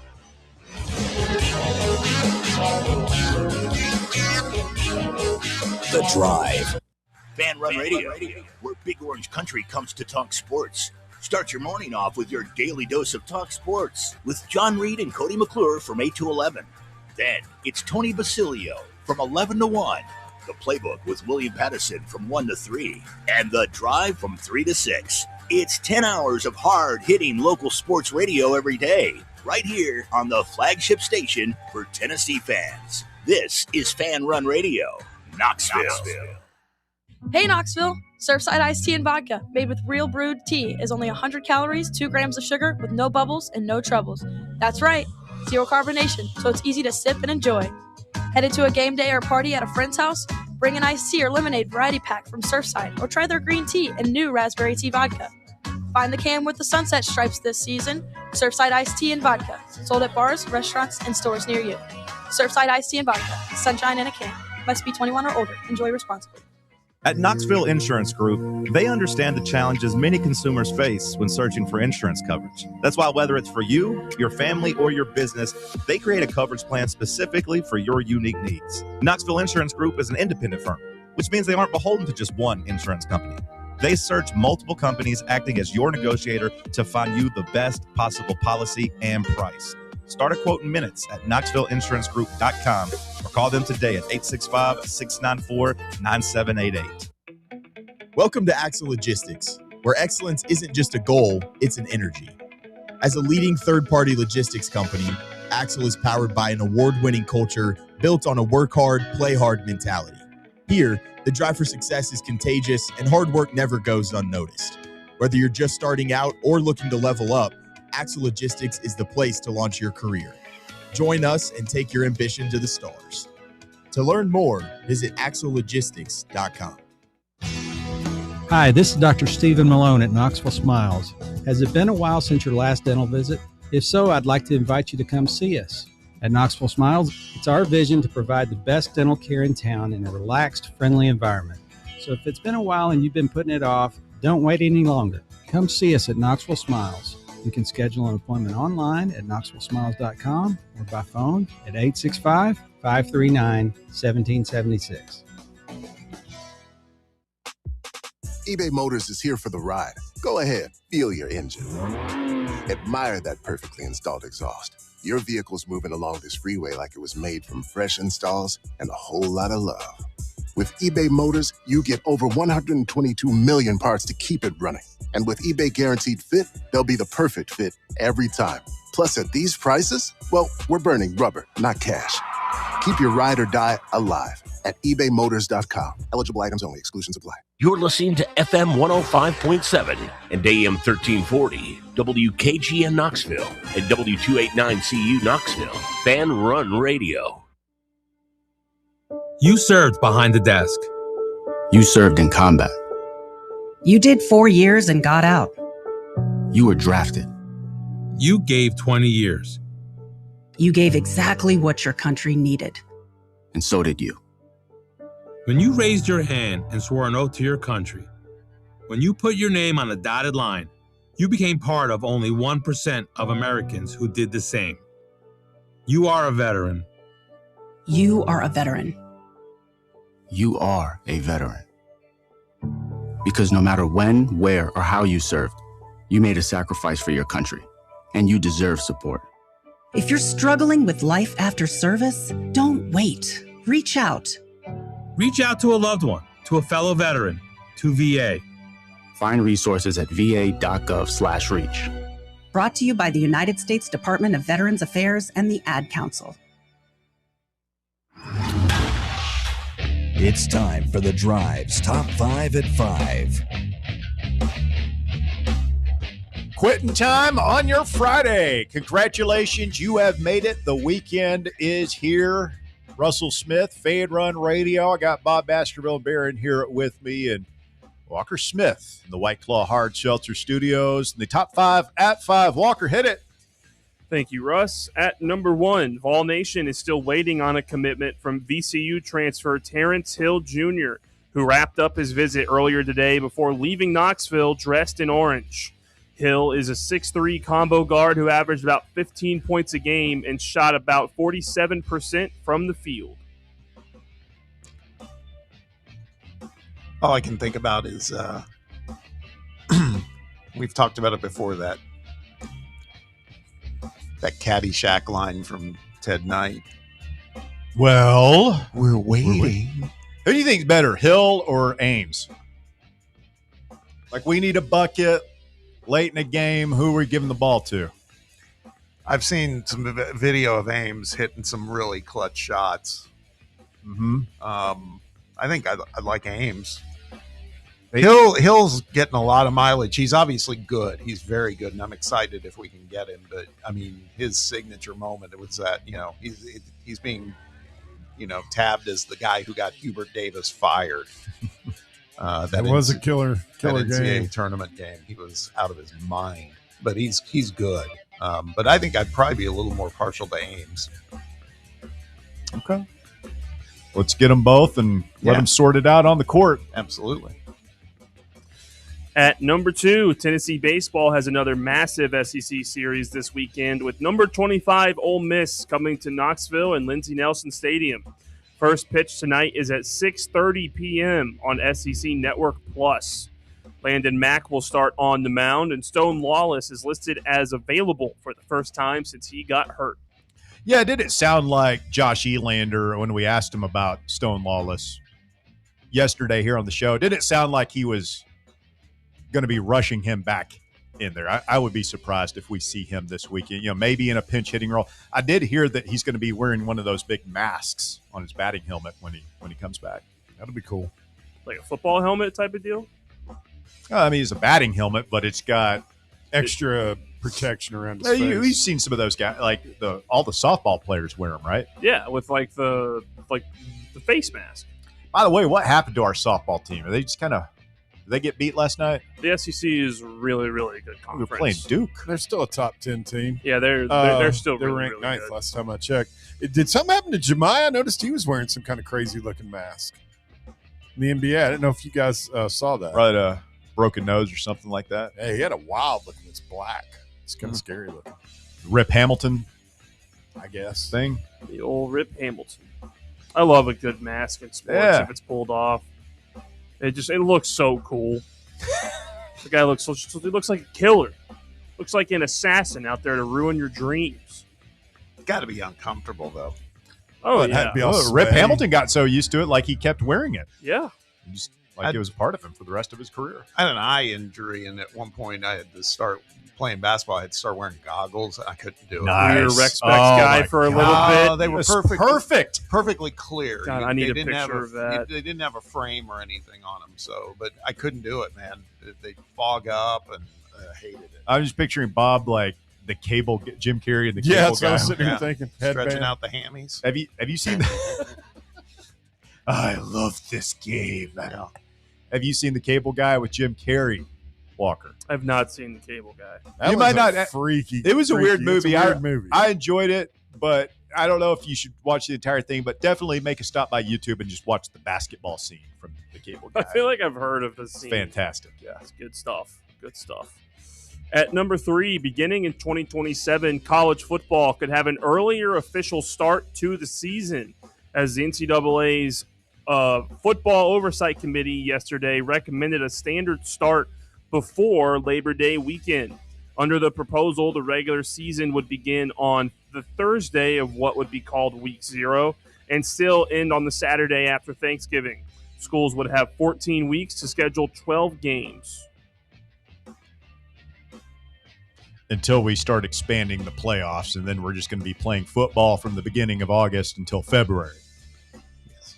Yeah. Because there's money to be made, and we don't really care about the safety of these players. Of course not. We don't even really want to share the money with them, but I guess if the courts are going to make us do it, then we have to. But we won't stop until we suck every last cent out of this sport and these kids.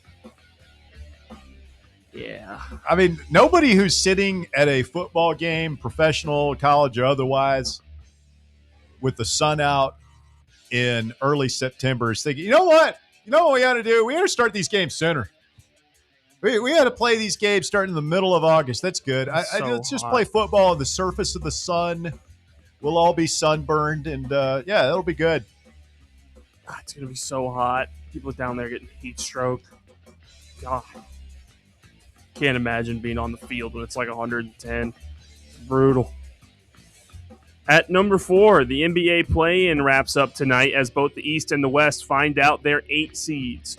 First, the Hornets will play the Magic in Orlando at 7:30. Then Steph Curry and the Warriors will take on the Suns at 10 p.m. Both games will be on Prime Video. So when are we through with the play-in games? When do we get to the playoffs proper? This is the last night of play-in, and then the playoffs will start early next week, maybe this weekend, probably early next week. So the next 3 months are playoffs, basically. Yeah. Bob, do you have a playoff team now that your Pacers have kind of nailed it in? Probably San Antonio. I just want to watch Wemby play. You love watching Wemby. Okay. But I've really I couldn't have been less interested in this NBA season. It was not a great regular season. It was a tankathon of all tankathons. Yeah, that's a problem, man. I mean, and of course, I'm speaking as a fan of a team who did it. But, But I mean, they got to put some consequences in there for this stuff. It's bad. Speaking of the Pacers, did you see the whole stuff with Tyrese Halliburton? Yeah.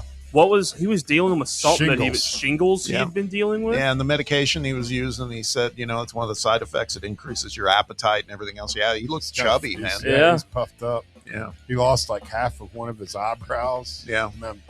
He has the shingles? Well, yeah, he's apparently bad. I think he's getting through it, but yeah, it's been bad. And he's trying to get back into shape. I mean, for next season, but he's been on fighting steroids and all kinds. Yikes. Doesn't sound good. When are you supposed to get that vaccine? After you're 50 years old. It's coming up. Have you had it, Bear? Yeah. It's 2 shots, and then that's it. You're done. Never again. The most painful shot I've had of all the vaccines I've got. Really? As far as like the next day, my arm was sore for Oh, days, yeah. man. It's one of those. Yeah. Are the anti-vaxxers shunning their shingles vaccines? I don't. Is that part of it? Know. I have don't no pay attention idea. to 'em. I just do me. I don't know. Same. But that's the entire point of the vaccine, right? Is it doesn't work if you just do you, unless the other people get it too. Yeah. I feel like we're back in 2020 discussing herd immunity again.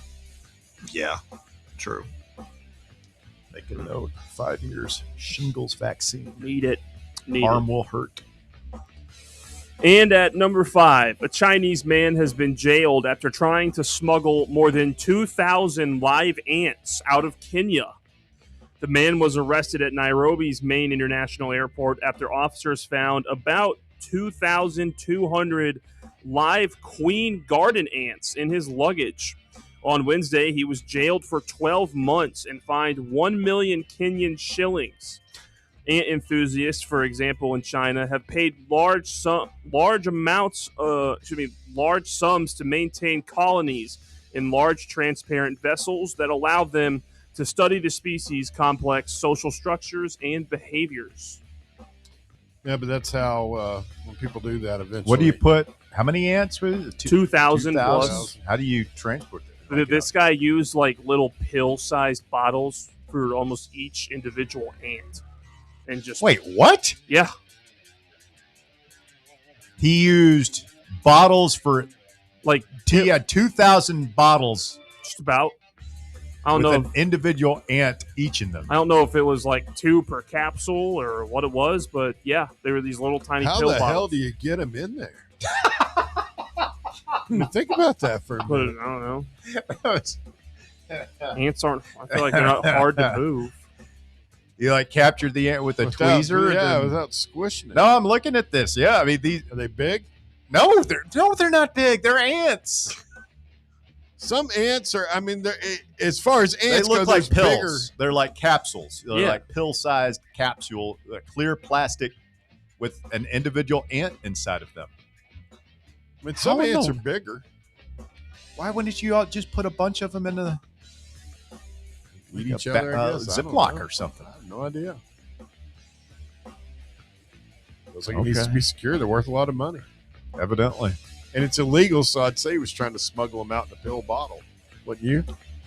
No, I mean the thing I'm looking at is just I don't know where they are, but there's just a bunch of Clear capsules of ants. ants. With ants in them. Yeah. Watch out for those Norwegian ants. Big. Are they? I mean, You ever see what's that one? It's the hammer. Is it a hammer ant? it's like the size of a small dog. What? No. The hell out of here. Oh my god. Hammer ants, real. It's bite like it hurts. There's some dude that goes around letting stuff bite him, like the most painful bites. Oh, Have you I've seen that this. guy? I've seen this guy. Oh on yeah, that TikTok. guy's great. He's insane. He'll let Whatever. he let bite. did he let a black mamba bite him? Pretty much. I don't know about that. Some sort of He let a bunch of snakes. tarantula, a bunch of snakes, black widows. Hammer ant. That's the thing where the pain doesn't go away for like. Hammer ant. I think that's what it's called. Okay. Thank you, Walker. Of course. It's the top 5 at 5 here on Fan Run Radio. Setting up a big third and final hour here on the show. We will go open lines. If you'd like to chime in, we would love to hear from you. 865-966-3435 is our phone number. Open lines the rest of the way here. We've got Tennessee baseball tonight. We've got portal madness to keep up with. We are on commitment watch with Terrence Hill Jr. We even have the NBA playoffs, as Walker just alerted us. So a lot of good stuff going on right now to talk about. Ethan Berg has left the building for Tennessee basketball. Only 2 players returning for Rick Barnes. You know, I'm on board with, there were a lot of people who said you could have kept Amari Evans and probably Estrella and a bunch of the guys that left. You would have had to overpay for them, but you probably could have kept them. Rick Barnes has decided to basically start over. Yeah. It's a very bold decision, I think, for a guy whose whole thing is culture, right? We work harder than anybody else. We don't have any knuckleheads on the team. We don't have any meddling parents or agents. It's just you come here, you put in the work, and we win. And I don't want to say, turn your mic off, Bear. I don't want to say that. Please turn your mic off, Bear. I don't want to say that I completely forgot what I was talking about. Rick Barnes and the culture. Bob, it just seems like he's decided, hey, man, we're going to bring in as many dudes as we can. I'm going to trust that they're going to buy into me and my philosophies. I love Dwayne Brown and Troy Henderson, but they're going to be low men on the totem pole, right? They're going to be, you're bringing in a bunch of juniors and seniors, guys who played a lot of college basketball, in some cases like Day-Day Ames, guys that have played at multiple stops, multiple programs and everything. They're not going to be looking at a couple of relatively untested sophomores to lead. If you had Estrella and Boswell and Evans and guys like that, you would have that culture carryover. Rick Barnes is essentially letting that go. He's betting on himself and that he can manage all these different players and their egos that are coming in and still be competitive on the national stage. Yeah, and I think it comes back around to something we've been talking about is perhaps he's looking at this as, hey, we've tried it one way and we got only so far. And by the way, great runs, Elite Eight 3 years in a row is fantastic, but we have hit a very, the brickiest of brick walls in each of those 3 seasons. He wants to get further, and it does make me wonder because, again, he's been all about developing players. And now this is like, if I'm going to spend this much money on players, I'm not going to spend money on a project. Mm-hmm. And Amari Evans, God bless him. I wish he would have stayed. Texas, he could do well there, but I don't know if he was going to be a 16, 17 point a game guy. And that's what he's going out and getting now.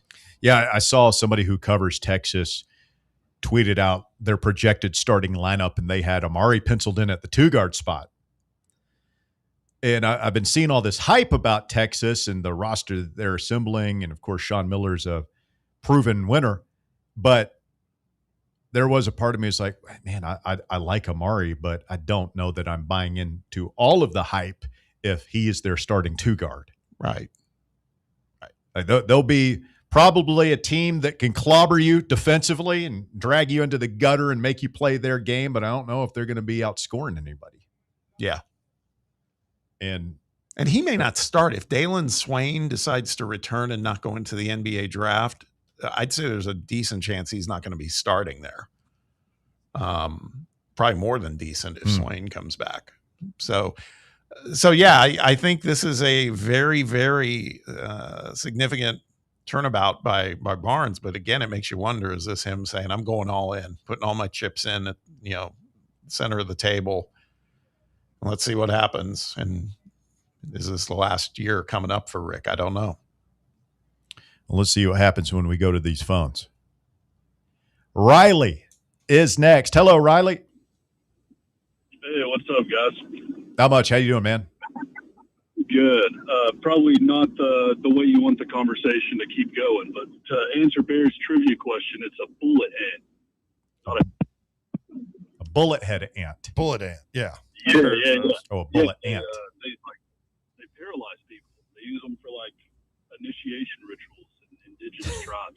Had it as a trivia question. I was the only one that got it right, so I just wanted to flex my brain for a second. Nice. Known for its extremely painful sting, it inhabits humid lowland rainforests in Central and South America. Okay, note to self, I'll stay away from those rainforests. Supposedly it's like the most painful. Is that it? You got anything else for us, Riley? Nope. I just wanted to let you know to knowledge. Do better on your ant terminology. All right, I will call me back. Is Coyote Peterson? Is that the guy?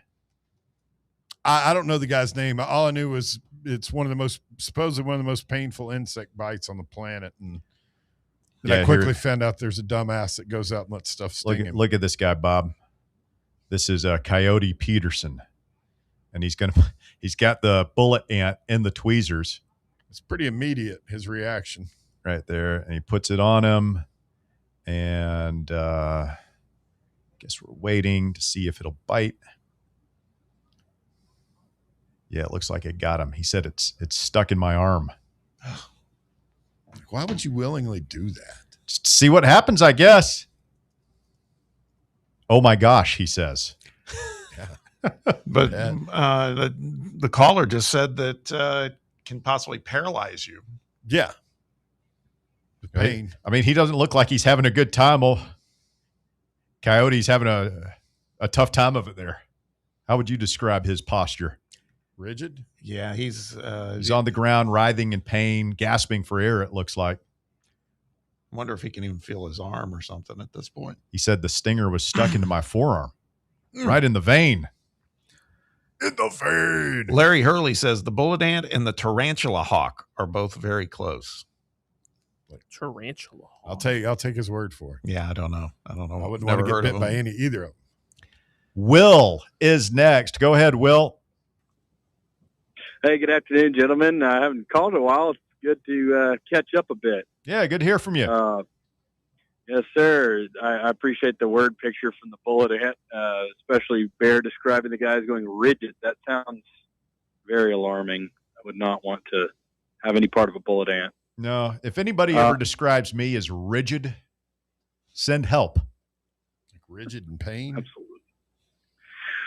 I got two questions for each sport, baseball and basketball. So I think we're expecting a commitment from Hill, hopefully today, tomorrow, sometime soon. I'm sorry if I missed this. What's the timeline on Juke Harris, and has there been any development today in that regard? No development on Juke today that we're aware of. He's going through the NBA draft process, and he has until May 25th to pull his name out of the draft.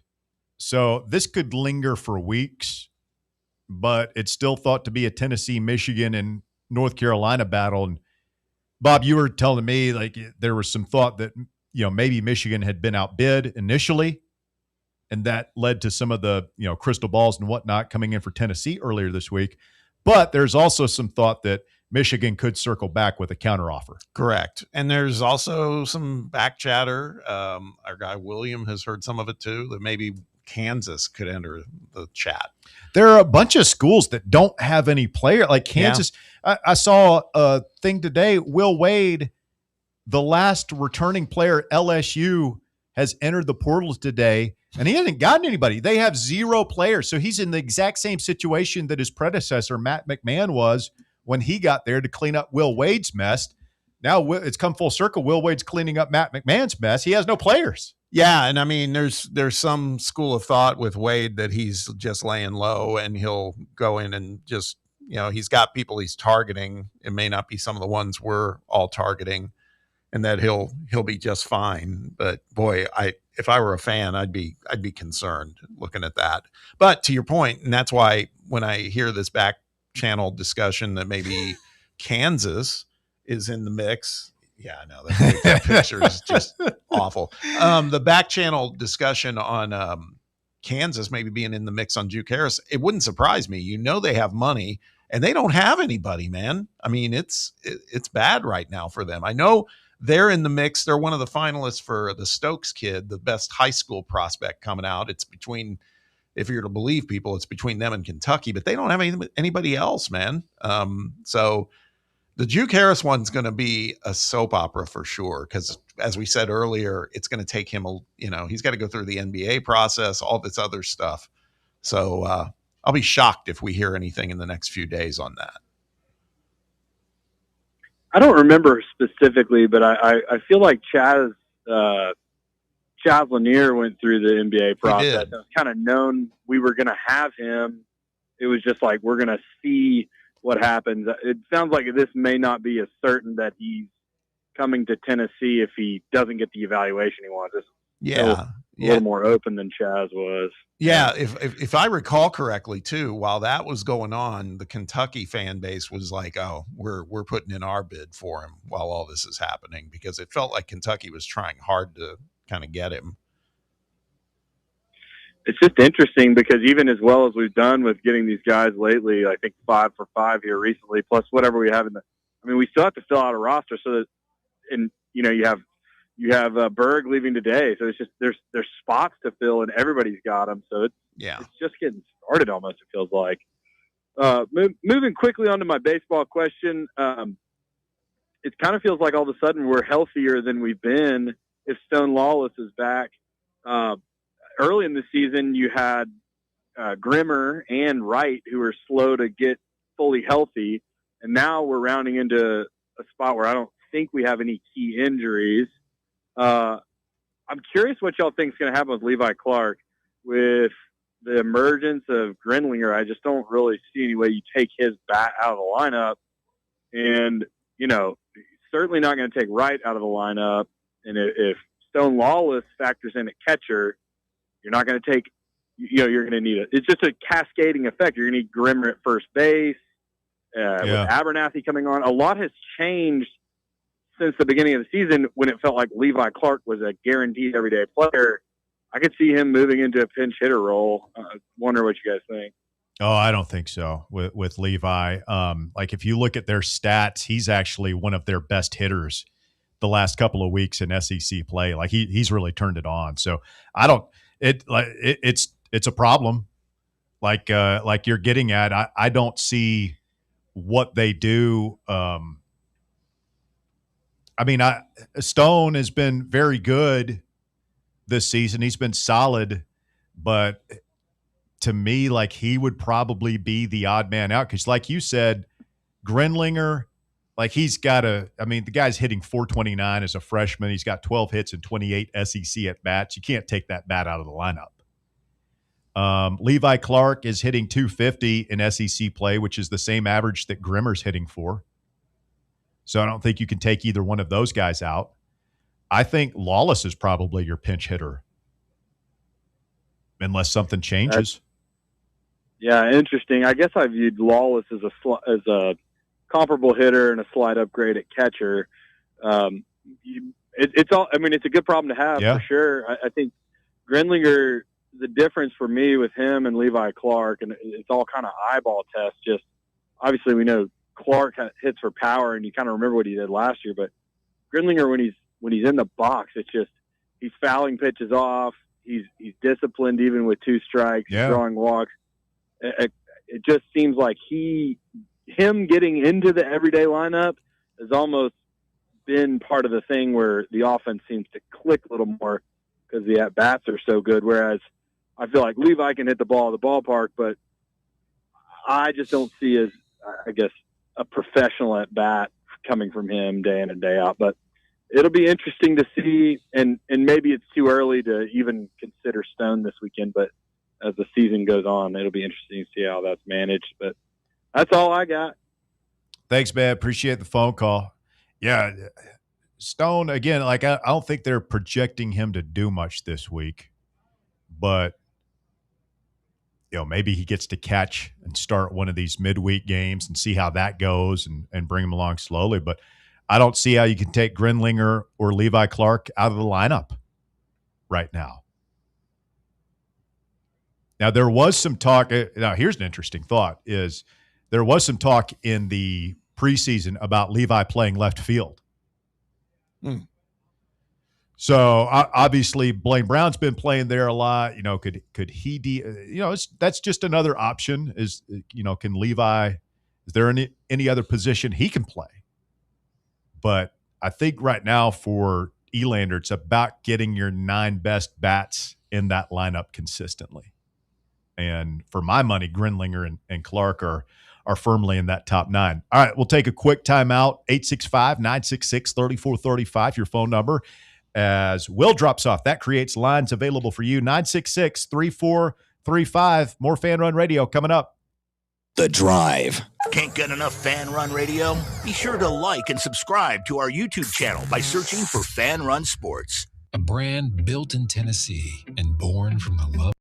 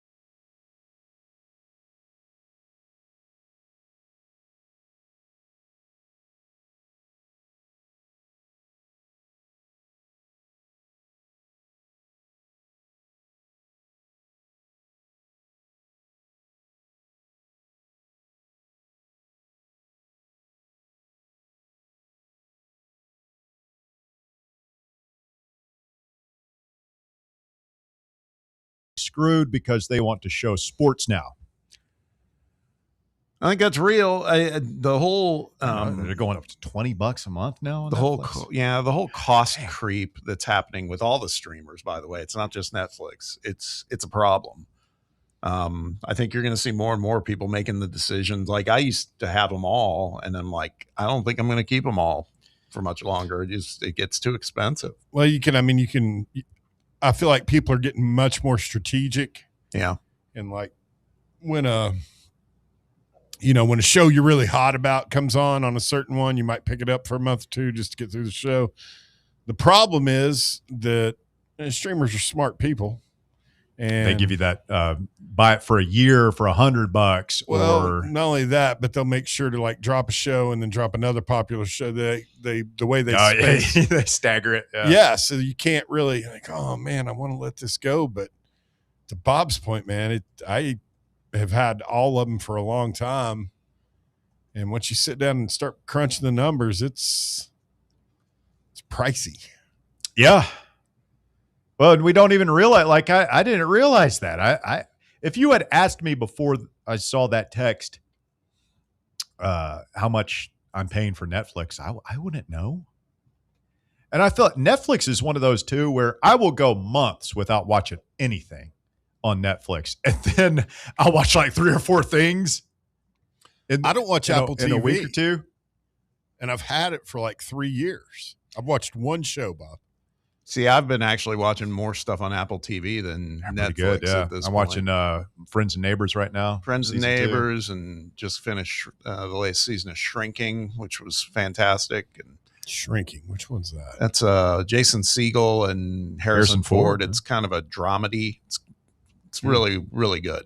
It's about a psychiatry practice and how all the people Shrinking. I get it. All the major characters, they're all flawed too. I mean, it's great. It's really good. Apple had my favorite show the last 4 or 5 years is Severance. Yep. That's too weird for me. I just didn't feel it. I mean, I know it's good, but I was like, I wasn't as hardcore on it as some people were. Really liked it. Really hit the button for me. Yeah, it's really good. I like Pluribus. Yeah. Carol's, was it Storka? That was a little slow, I thought. See, that's to each their own, right? Because that's how I felt about Severance, to be honest. And I'll tell you that I think Pluribus was good, but not just incredible. I thought it was There's good. a chance. That's kind of what I thought. Yeah, it's Gilligan. Yeah, it's just so slow. It's like, come on, man, let's back and move it watch some along of the here. old, Let's see some. Yeah. Well, that was my problem with Better Call Saul. That's the same way. Whoa, do you like Better Call Saul? It was all right. Yeah, it was good. Oh no, Better Call Saul. It's phenomenal. Yeah, I feel like. How many seasons was Better Call Saul? 5? 6. 5 or 6? I feel like it could have gotten done in 4. Whoa. Could have gotten done in 4. No. Just get me to Lalo and the thing with Howard Hamlin, and then that was enough. There's some people who thought Better Call Saul was better than Breaking Bad. No. I've gone back and forth. Bob Odenkirk. It was his masterpiece. An incredible character. So good. It's so good. So flawed. Also, another one of the shows that just stuck the landing. Mm-hmm. JJ says, Bear says he could beat Ronda Rousey in a fight, but he's 0-2 versus his own chair right now. I'm not 0-2. The other one I was leaning over, and I don't ever roll over that way, but there's like a giant 2x4 that this desk is part of this desk. Uh-huh. I just did that deal. Everybody's done it. If you tell me you haven't, you're a liar.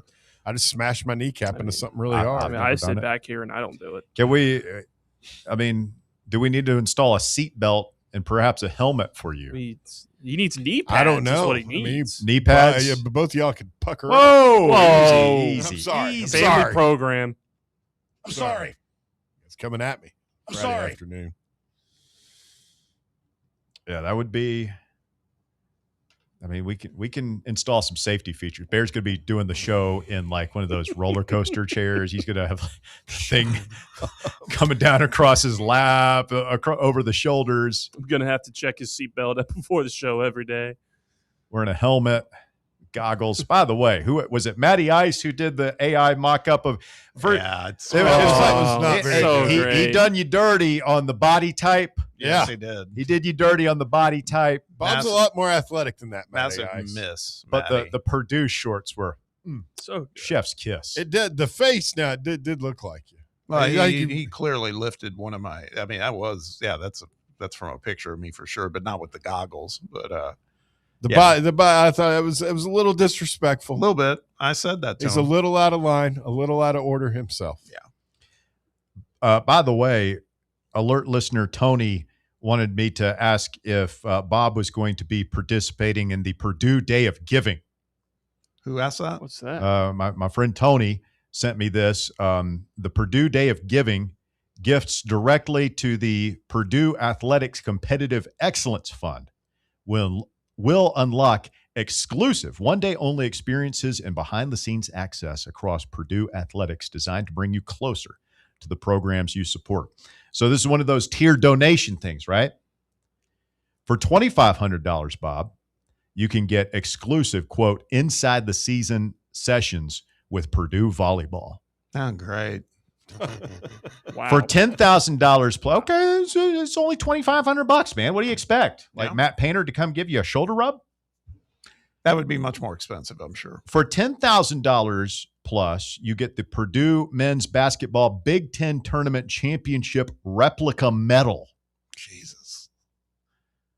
Not doing it for you? Danny White moonlighting for these folks or something? All right. That's only $10,000. $50,000 plus on the Purdue Day of Giving will get you private Purdue football practice experience, including meet and greet with coaches and players. You get to go to practice. Only cost you $50,000. Talking about practice. He didn't go to Purdue. Yeah, it's Boilermaker Bob. Danny White's definitely involved in this. These price points are absurd, man. Okay. All right. Well, that's only $50,000. I mean, what can you expect for just a mere $50,000? For $100,000, you will get an exclusive dinner and practice access with Purdue men's basketball team and coaches. Mm-hmm. How about that?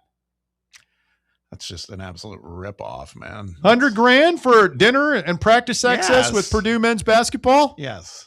I mean, what you want to? If you need to go to sleep, maybe. I mean, it's boring. Gene Katie. I mean, you can hang out with Purdue. It's not like anything's electric about Purdue basketball. It's the most boring form of basketball in the history of basketball. Matt Painter. Hey, don't yuck anybody else's yum. I'm trying to Katie. Trying to get our boys Gonzo set up. Martin. Yawn.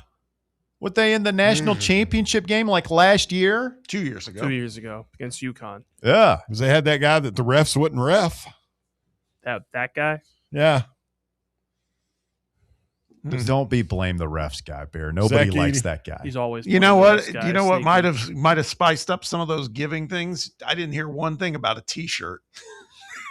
Here we go. Buster is next. Go ahead, Buster.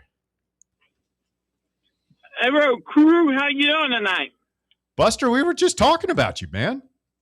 I was voting at the Firestone station, and I heard you guys talk about me. Yeah.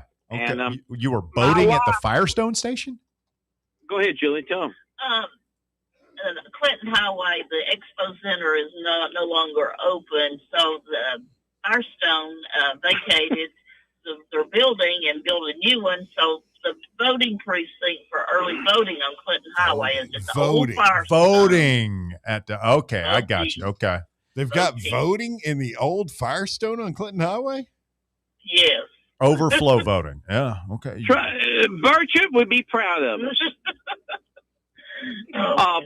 So anyway, first thing, my wife heard about on the Sports Puppy weeks ago about how the assistant coach undermined Kim in basketball. And I asked Steve Williams, and Julie said that Steve didn't really want to talk about it. Can you confirm or deny that's happened? Because he did not get selected for LSU, and he went down to Florida. What you guys can tell me? Because our TV station didn't cover it at all, man. I think it was pretty much proven out to be false. That didn't happen. There was no. That what didn't happen? The coach wasn't undermining Coach Kim. I don't think that was proven false at all. Really? It was just a narrative somebody was pushing. I don't know, Bobby. I thought that there was just all sorts of dysfunction behind the scenes, and that was just one part of the many myriad issues. Yeah, I don't. Yeah. And man, weeks later, the Texas coach did the same thing to his team, and nothing was really done about it. Right? I mean, they embraced as coaching. He chewed their butt out. My wife said. I don't know. There's a different vibe with the Texas players and their coach. It's not even comparable to Tennessee's, in my opinion. It's like they did have some girls hit the transfer portal and everything, but man, those ladies. My wife was just showing me some videos last night of Vic Schaefer and some of his team. They love that guy by and large. Buster, we were talking about you getting thrown at that UT baseball game, and you tried to go back in. You remember that? That's the week before the Notre Dame series. And what happened there? I'm sorry. Pardon? What series was it? We thought it was a Georgia Tech series. That was the week before with I thought Georgia Tech was there. Yeah, that was that night. Why did you get asked to leave? I was complaining that there was no onions or relish for the Yankees. There was no onions or relish for Lizzie. Concession stand. I said the Yankees need onions next week with the Notre Dame coming in here. And they kicked you out for that? Yeah. No, you had to have done something else. No, I swear to God. And then I came back in, and I still had my Trump wristband still on. If I had to take the wristband off, I think I would have made it. But the wristband set me up because I kept my mouth shut the whole time. I know it's hard to believe. Did Trump wristbands? That's fabulous, man. That's what gave you away? Purple. It was purple and with the red Trump on it. Complete disaster. I don't think that's what got you. I think they probably recognized you, B. No. Well, didn't you shave your mustache? Yeah, you shaved, right? It off. You shaved so that they wouldn't recognize you, but the Trump thing gave it away. I was told by security they recognized the purple wristband that said Trump in red. Man, I screwed up, guys. You went to all the trouble to shave your mustache, and you forgot to take off the Trump wristband. Because they stole the election from Trump, which is a godsend because we're a bear country because of it. Well, we don't get political on this show, but thank you, Buster. Appreciate the phone call. He shaved his mustache, and I wonder if he thought they would let him back in. Incredible. I do wonder if the wristband was just one of those like silicone things, or was it like an old school big terry cloth wristband? Knowing Buster, I'd say he's old school, probably big terry cloth ones. I'm not sure. Speaking of somebody in my younger days worked like security at events like that, it had wristbands probably didn't tip off, but if you've asked somebody to leave, you've got a pretty good picture. What kind of overzealous security guard is asking poor Buster to get out of there for making some comments about Yankees and onions and condiments? I don't know. I know. Who in the hell does he think he is? I got some. I remember getting texts. I could see Danny White at a baseball game saying, "Keep your comments on condiments to yourself." Yeah. Text a friend. Text a buddy. Text a buddy. Hey, Buster, text a buddy. Let's get Mikhail in here next. Mikhail, good afternoon, sir. Hey, good afternoon. I appreciate you pronouncing my name correct. Nailed it. You sure did. Honestly, when I called, I didn't even know what I was going to talk about, but Buster's story reminded me of I hate to say it, but Tony Vitello, still mourning his loss, but figured I'd share the story of when I got kicked out of an Auburn game. Like an Auburn football or basketball? Basketball. Is this down at the Jungle, or is this old Beard Eves Coliseum? It was the Food City Center, formerly known as Thompson. Oh, it was here. Like Auburn to come here to play basketball. Okay. I got you. Correct. So I believe it was 2022. It was my senior year of college, years ago. And my buddy looks at me as the clock is winding down. We're up by like 12 points. And he goes, "This is our last chance to storm the court." And I said, "Hell yeah, it is. Let's do it." Way to go. And was it a close game or something? Were they? I guess Bruce Pearl would have been there.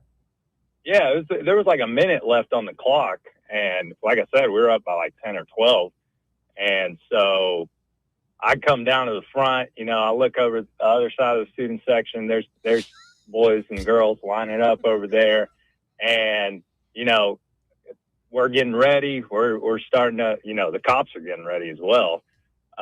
They're trying to hold us back and whatnot. I'm getting pushed from behind. So as a smart man would do, I put my hands in the air to, ensure that I am not pushing on a law enforcement officer. Okay. Well, I get grabbed by one of the cops as the game ends, and they handcuff me and walk me out onto the court and whatnot. But the greatest part of that story is Tony Vitello was sitting courtside in front of us. And he, right after that happens, he looks at my buddy and he says, if he goes to jail tonight, send me an email and I'll bail him out. Oh, that's awesome. That's pretty awesome. Miss Tony. Miss him. So I have a personal connection to him. Met him in person a couple times. Great fellow. Did he give you his email? Well, I mean, it's it was public. I'm not going to. Yeah, it's public knowledge. Okay. He was a state employee at the time. Okay. He's gone over to the private sector, I guess. But yeah. Tony was a good one. He was a mensch. Could see him being big pro, unless it was probably on his baseball field. I don't know what he'd think. How much it costs to bail somebody out of the jail these days? Something like that. Yeah. I'd have to ask my wife. She's an attorney, so I'll let you know. We're on our way to Lindsey Nelson right now. We'll see what old Elander can do for us. Make it nasty in there, Mikhail. Sure. Bring the noise. I'm thinking what at most like $200, 10%. You're probably gonna get like no idea. Like $2,000, $2,500 bond on a criminal trespass. Okay. Might get ROR'd. What's that? Released on your own recognizance. No bail. You don't have to pay. Sounds like you know a lot about this. I've had some friends that have gotten into trouble. Dog bounty hunter back there. Bear the bounty hunter. No, I'm just the only person. Yeah, we got to get him a wig in there. And what else did Dog wear? He had like the glasses. Yeah, boots with the steel toes on. Yeah, them. That was the lamest show ever. Don't think I ever saw it. Come to think of it. Stay with us, the drive. But that's how you know when you're famous is when you know a guy or female, like, and you've never actually seen the thing that they're famous for. Like I've never seen an episode of Guy Fieri, but we all know exactly what that guy looks like, right? They'll take you to Flavor Town. Never seen any of his shows, but I know who that is. Good dude. You know him? Yes. Of course he does. Man. Of course. Low key flex. Well, hello, good. Bob. Of course he does. Bob and Guy, buddies. And it's Fieri, by the way. That's what I said. Oh, I thought you said Fieri. What do you take me for? Some kind of rube? That's good. I nailed it. Back to wrap things up right after this. The Drive. The Playbook with William Pattison from 1 to 3. Right here on the flagship station for Tennessee fans. Fan Run Radio. What kind of day is it? It's a White Claw day. Grab a pack, grab your friends. Everything else in life can wait. Your friends shouldn't. Let's go. White Claw. Grab life by the claw. Please drink responsibly. Hard seltzer with flavors. White Claw Seltzer Works, Chicago, Illinois. Welcome to Axle Logistics, where excellence isn't just a goal, it's an energy. As a leading third-party logistics company, Axle is powered by an award-winning culture built on a work hard, play hard mentality. Here, the drive for success is contagious and hard work never goes unnoticed. Whether you're just starting out or looking to level up, Axle Logistics is the place to launch your career. Join us and take your ambition to the stars. To learn more, visit axlelogistics.com. Located in Knoxville's historic Old City, Barley's offers great food, live music, the best draft beer selection in town, and now your new favorite place to watch sports. Their indoor projector is perfect for any weather, and they've revamped their upstairs area with more TVs to take in all of the action. Their menu features hand-battered chicken tenders, juicy burgers, fresh salads, and the tastiest pizza in Knoxville. You can enjoy their happy hour drink specials daily from open until 6 p.m. Barley's Tap Room and Pizzeria.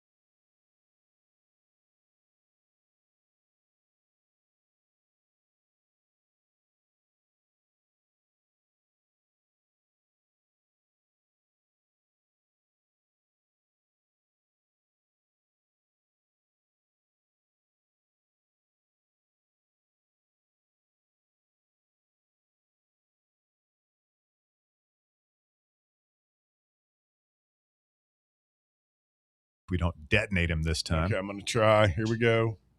There's no try, Bear. Do or do not. There he's I in. survived. Hallelujah. I made it. Gents, I hope you've had a great week, and I really do mean that. Even though I'm being nice to Bear, and I know that's a thing he hates. I hope you had a great week. Bear, I hope yours was moribund. There you go. Appreciate it. Honestly, guys, tonight I'm so fired up about this baseball team again. I told you it's the Marco Corleone. They've sucked me right back in. We got to go 2-1 this weekend. You got to win 2 out of 3. I don't care how it's done. We got to do it because that's momentum that you have to have. I mean, my God, guys, we've led the last 9 conference games we've played in the 7th inning or later. That's insane. And you're 4-5. You got to get the 2 of these 3, and then you're right back where you thought you'd be early this season. Maybe slightly ahead of where we all thought we might be at this point. So you got to get him. Landon Mack's a stud. Appenzeller, hopefully he keeps finding the zone, but not leaving because he's getting a little bit of tendency to leave it up a little bit, and he doesn't have the velo to just blow it by guys. He's a great pitcher, and I'm not shaming him in any way, but he got rocked that last inning against Mississippi State, and that does worry me for tonight. So the 1-run lead you were talking about earlier, Russ, I'd feel much better at 2 or 3. Let's just put it that way. Go ahead. I'm sorry. You want to hear a wild stat? I love it. What do you think Henry Ford is batting in SEC play? Honestly, it's awful. No, it's like 193 or something. It's bad. 197.